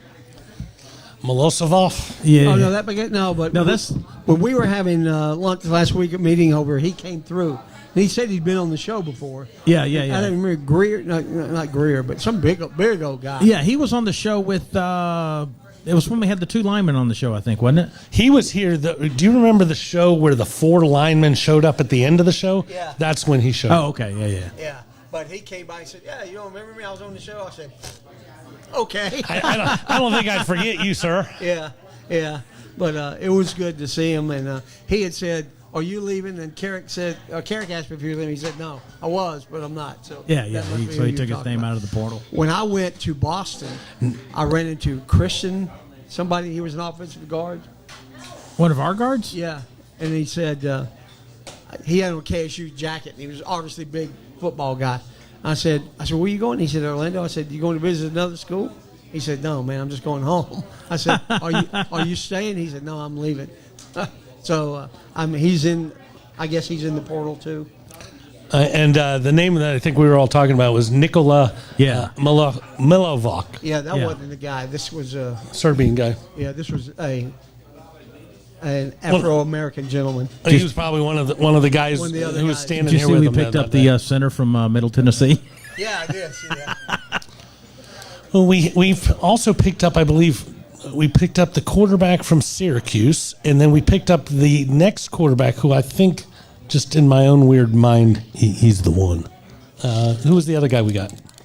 Davies is a guy from Syracuse talking about. Yeah. But there was a second quarterback. That was the we second got. quarterback we picked up, and I can't remember what He school was he was from. He was a smaller school. Yeah, it was a smaller school. And they already had a quarterback here that they were pretty excited about, unless Yeah. he left too. I don't remember if he's here or not. But I remember that we swapped quarterbacks with Syracuse. Yeah, I think Amari Odom did went Amari to wind up see- going to Odom? Did he I go think to that's where he He went. did. He absolutely So did. we swapped. So Adam Crooks was not happy about that, and then he got our quarterback. Yeah, I saw that in the text. Yeah. And today, 58. All right. My Adam imitation. I got that. He's working on it. Living the dream. He is. But so can we?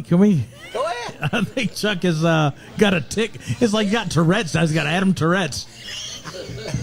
I was going to say it was a nervous tick, but I wasn't sure. There's a great joke about that, but we'll leave that alone. Yeah, well. Yeah. Anybody got an update on the basketball score? Because it's probably getting close to halftime. According to what I am looking at, that score is 42-39. Good guys with 2:51 left in the first half. Wow, that's a close game. And a high-scoring game. Yes. Yeah, we hope Bill and That's a 90-90 type Well, game. so last game we were. Simeon Connell was on was the Jack verge. State, right? Yeah, he was on the verge of breaking the 3-point record. Well, the last two games he was He was throwing up bricks from 3-point range, and we think he was pressing too hard because as soon as he hit the one that broke the record and they announced it, he just started draining them against Jack State. And that's the way those types of records almost always are. As soon as Will gets another home run, he is set man, you look like garbage for the next 6 days. And then once you get that monkey off your back, it all starts happening. So, yeah, he set the record for most threes at Kennesaw. he Simeon, got player of the week or something. he got conference player of the week. Yeah. And we had the conference player of the week, and we had the conference freshman of the week, Trey Simpson. Yes. So lots of good stuff happening over there Yep. at the artist formerly known as the Convo. Now the ViStar ViStar Arena. Arena and the ViStar Superior is what a way Plumbing to come to town. Hospitality Suite. They started a branch here, and before the branch even opened, I think, is they announced that they were sponsoring our arena. Yeah, that's very cool. It actually makes great sense as long as your business is strong and you're not like wondering if you're going to be in business. Why not let everybody know who you are by projecting that way? So great to them. I love the way marketing people think. We have an official bank of Kennesaw, and we have an official credit union. Fifth Third Bank and ViStar. Yeah. And if there's anybody out there that wants to be the official sponsor of the officials KSU Sports Podcast, give us a call. We're available.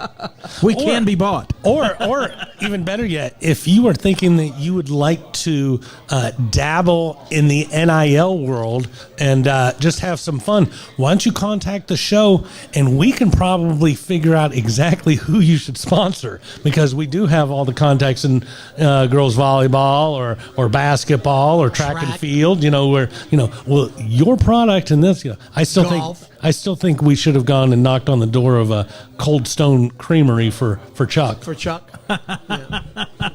Just saying. Yeah. Yeah, and if you run like a boutique of women's clothing, we've got some track athletes that Every size. could promote your. This tall, that. Oh, absolutely. Every size. And speaking of that, we probably need to get into our last commercials before we sell any more to any other companies. So let's do our last two. Enjoy New Realm's award-winning craft beer, whether visiting the brewery on the Beltline or purchasing their leading beers, such as Tiki Like a Fox or Hazy Like a Fox, at your local retail store. Available in Kroger, Publix, and most places you shop, and even right here at Miller's Ale House. As the official craft beer partner of Kennesaw State University, try Allen Lager, a great tasting beer that pays homage to New Realm's Kennesaw State University partnership. Hooty hoo and go Owls. Tired of going to the same old places for the same old thing? American Access has your solution. Whether you're looking for something new to do before or after the game, the most memorable workouting ever, or just wanting to take something else off your bucket list, American Access has their 3.5 Atlanta locations waiting for you in Marietta, Tucker, downtown at the Works, and the uber cool new Mobile X experience. They can be set up wherever you need. Keep an eye out for them at upcoming events and festivals. Look them up online or just give Dan Fisher a call at 678-763-3635. That's right, What's that? Chuck. Thank you, both of you. 678-763-3635 to schedule your next adventure. And we're back, and we thank you, Dan Fisher, and we thank you, Chris McCoy with New Realm for being sponsors of the KSU show. Got one more week of football, a couple more weeks of football through the Super Bowl, and I think we need to make sure we say that Kennesaw scored 3 times the points on Indiana that Alabama did. Absolutely. Yeah. I remind my Alabama friends that very often. As well you should. Yeah, that was a butt whooping, as they say in the good old South. Well, and neither here nor there. We had a great season. It was successful. We got a bowl game. We won a conference championship. We got our first road win. We did our first this. That. If you lost, if on that same schedule, you lost to the guy who won the Natty. That's a pretty freaking cool thing. You checked all of those boxes. Yeah, we did it all. Yeah. Will, as a lifetime or a program time fan of this, what do you look forward to next year? Wow. What do you expect?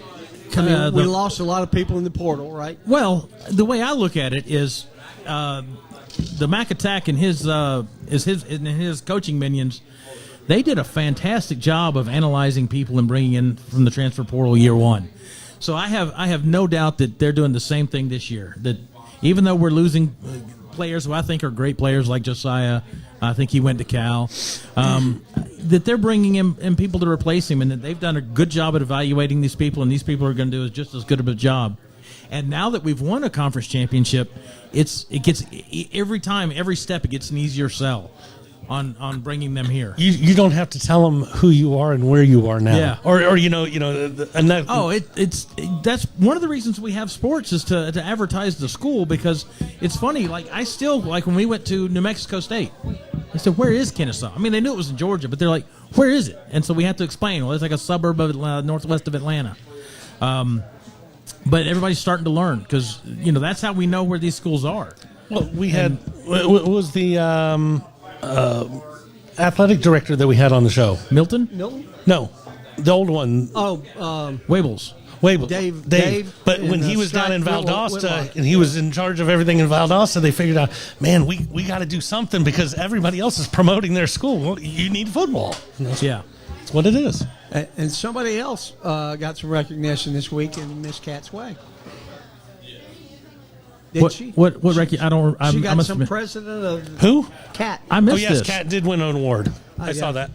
This totally slipped my. I'd have that ready, but let me backtrack real quick, and then I'll look up what Cat won. The other quarterback that we signed is Landon Varnes, a 6 foot, 190-pound quarterback out of Mississippi Gulf Coast. His stats this year: he had 3,300 yards passing, completed 66.5% of his passes. So it's not it's on target, and then 31 TDs, 14 picks. So I think. I just had this weird Spidey sense. As soon as I saw him, I was like, ooh, I think we're going to be rooting for him late in the third quarter. Absolutely. I missed it. But did you not? Now, you guys might not know who the old president was, Pam Whitten, before Cat Schwag. Well, I don't know if you saw any of the Indiana games. At the end of the game, there was a trophy ceremony, and there was Coach Signetti was standing there with Pam Whitten. Yeah. Our old president. I thought that was kind of cool because She got recognized as one of the top 100 most influential Georgians. That's right. It was Yeah. Okay. Yeah, Georgia. Most Training influential Act. Georgians. Yes, I Yeah, did see that. Yeah, that's pretty cool. I think she's done a fantastic job with the school. I mean, she's grown it from like 30,000 to over 50,000 students. We've got 2 new buildings opening on the Marietta campus. I don't know. I mean, we normally talk sports, but I am such a fan of the university because it's my alma mater. We've got a lot of things going on the campus educational wise that will help the sports long term. No, absolutely. Not to mention with our STEM products, brand new baseball stadium. We got the new baseball stadium. We've got I don't know when they're going to start construction on the new football facilities, the new training facilities that we launched, that we announced with Wellstar. That whole thing still hasn't started construction yet, I don't think. Here's a stat that I saw this week. It was part of I reposted it from the Owl Show. It was a Conference USA. 97.31 average attendance percentage of stadium capacity. I saw that. So regardless of how big your stadium is, we filled up 97.31% of it. On average, which was the 5th highest level in the G5. So I know going into this year, one of our bigger knocks against ourselves, openly admitting it, is we weren't putting butts in chairs. And we did have a smaller stadium. But, wow, it showed up this year. It turns out if you win, they will come. Yeah, well, people complained, homers. What's funny is some homers were complaining, why don't we build a bigger stadium type of thing. Gotta fill and these what are you people got. who grew up watching Georgia games. Correct. Georgia didn't start with 90,000 seat No. stadium. So I said, well, we've got to sell out the stadium. And we're starting to do that now on a regular basis. Sanford was a little smaller when Yale came to town that day. Yes. UT Knoxville didn't start out at 100 or high, whatever it is. But yeah, so now that we're starting to sell it out, and that's probably more than 50% of the games we sold out this year. I would just be interested to see what those numbers were for last year before. You know, as far as percentage of what we were actually selling. I don't I think would say they're below 50. Well, since I've been to all those games. That's what I was I thinking. think our highest average attendance was year 1. Because it was kind of a buzz around new it. buzz, and new there were cool people thing. that bought season tickets that ended up not renewing, and it kind of dropped down, and then it started gradually and it built back up to 17 and 18. So maybe in 17 and 18, we had a pretty good ticket sales, but probably not. But not 97%. Yeah, that's impressive. Yes, that is quite impressive. So a lot of other good things going on this week. We talked briefly with Kaylee. We know the track team is split this weekend between Vanderbilt and Birmingham. Is that right? That's correct. I couldn't remember if it was Birmingham or Tuscaloosa, but Birmingham. Birmingham. So good luck to Coach McDaniel and the track team. She said jumps coach must be James. Yes. She was talking about. Yes. Because I don't think we've ever had him on the show. We have not, but had we've Coach heard and his Mike name Judge. mentioned a couple times. Yeah, we've had Mike Judge, Which who's is the throws. I want to know if they're going to take the bus and drop the bus of track athletes at Buc-ee's. Is there one between here and Birmingham, or are you just talking Yeah, about There's one. going up There's one in north? Leeds, Alabama. Yeah. Oh, is there? Yeah. In Leeds? Yeah. Do you think the folks going to Vanderbilt are going to be upset? They'll be like, I ain't going to go to a Buc-ee's, although they could go to There's the one in one in Calhoun. Calhoun, So yeah. everybody can go Yeah. to a Buc-ee's. And let me just stop and say this real quick, because this just happened today, I believe. The Bear Bryant Newcomer Coach of the Year Oh, yeah, Award. Jerry Mack. Jerry Mack. Yet another award for Coach of the Year. The Bear Bryant Newcomer Coach of the Year. Just incredible, all the accolades that are coming his way, and all well deserved. Now, I saw that we redid his contract. Now, that was a couple weeks ago. Yes, sir. 6 But years. to make sure that we held on to him. But the other thing I saw, or really didn't see, that was important is we didn't lose people off his staff. Like, nobody came and cherry picked our offensive coordinator or our defensive coordinator. Now, it's going to happen. I mean, It happens. and then that's part of success. As one of the college presidents told me one time, I think maybe it was Pam Whitten, said, I'd rather have somebody want our coach than people not wanting our coach. Because I was worried at one time about when Bo was winning in 17 and 18 that somebody was going to come steal him. And they said, well, I'd rather them want him than not want him. Well, but to your point, them not taking him this year means everybody gets another year at their current position, which means we can probably promote from within easier. Yes. Not to say to be the same thing. And different show, different note, but I didn't say it for the last show. Going back to your point, the Eagles fired their offensive coordinator, the Philadelphia Eagles. Yes. This will be their 5th offensive coordinator in 5 years. Jalen Hurts So is as much as you want to throw Jalen Hurts under the bus, he's had 5 different guys telling him what to do and how to do it and calling it something different. It makes a big difference having that continuity. Matt Ryan had that for a while too. Absolutely, he did. Yeah. That's a sad thing. So we got track happening this weekend. Robert, any other games this weekend on the schedule? Basketball's tonight. Girls play tomorrow night. Is that right? The girls play Saturday. Saturday at home. At home. Yeah. 4:00. Yeah. No, 2:00. Sorry, 2:00. 2:00 against Jack State at home. Yes. Yes, sir. And then I think the next week is New Mexico State. That's the game we're looking forward to, by the way. New Mexico State. Yeah, that's where Jody is the coach. So, there's 2 games, Thursday and Saturday next week. It's UTEP and New Mexico State. Everybody coming to town. Coach Blue's got everybody coming to visit us right now. Hey, Jody, if you're watching, you will hear from me on Saturday. Jody Hart? No. So I don't know if I've ever told you guys the story. We're sitting on the floor of the women's games, and I sit across the bench from the visiting team. Oh, yeah. Well, Soup. and I I'm remember, Soup. Yeah, you. Okay, so there was one game where the head coach, it's New Mexico State. The head coach's name is Jody. I don't remember her last name. I just remember it was Jody. Well, the band is playing. You know how they play songs, and they have this random list of songs they play from time to time that don't really. They're not like sports songs. They're just entertainment. Right. Well, one of them was I don't know if this is a Katy Perry song or who. It's called "Call Me Maybe." Are the lyrics of the song? No, that's Jepsen is her name. Okay, so they played "Call Me Maybe." Well, when the song ends, I mean, it's the band. There's no lyrics. It's just Right. music. I yell in the Will Renfro voice, "Hey, Jody, call me maybe," which I thought was funny. Everybody around me thought it was funny because the band just played the song. I don't think Jody's husband realized that was the song the band played. Jody's husband decided to find me after the game and let me know that was not appropriate. So we've coordinated with the band. They will be playing "Call Me Maybe." Is there a That's chance awesome. that Will might have a sign for it, saying something about Jody, call me maybe. but then at the bottom Larry it says, put that out for you. "Please keep your husband away from me" or something like that? It's 100% guaranteed that this will be more than me. That's good. Oh, that's we're gonna rattle Jody. So That's funny. That and you're pretty good at that. You're a good rattler. Talking about what's going on next week, Chuck. After tonight's game versus FIU, the boys will go on the road. They're playing at Western Kentucky at 3:00 on Saturday, and then next week, Sam Houston in Huntsville, Texas, followed by Louisiana Tech and Ruston. So lots of games on the road. So fortunately, next week there's no KSU home game on Wednesday night, so no excuse not to come out. We've got some pretty good guests scheduled over the next 3 weeks. Hopefully, Coach Mack is going to be back on next week, or Mike Kershaw to wrap us up and tell us what's been happening in the portal. Maybe Peter Chung, somebody. The following week, Teddy Parrish, head of the Owls Fund, is going to come on and talk to us about what's happening monetarily at KSU.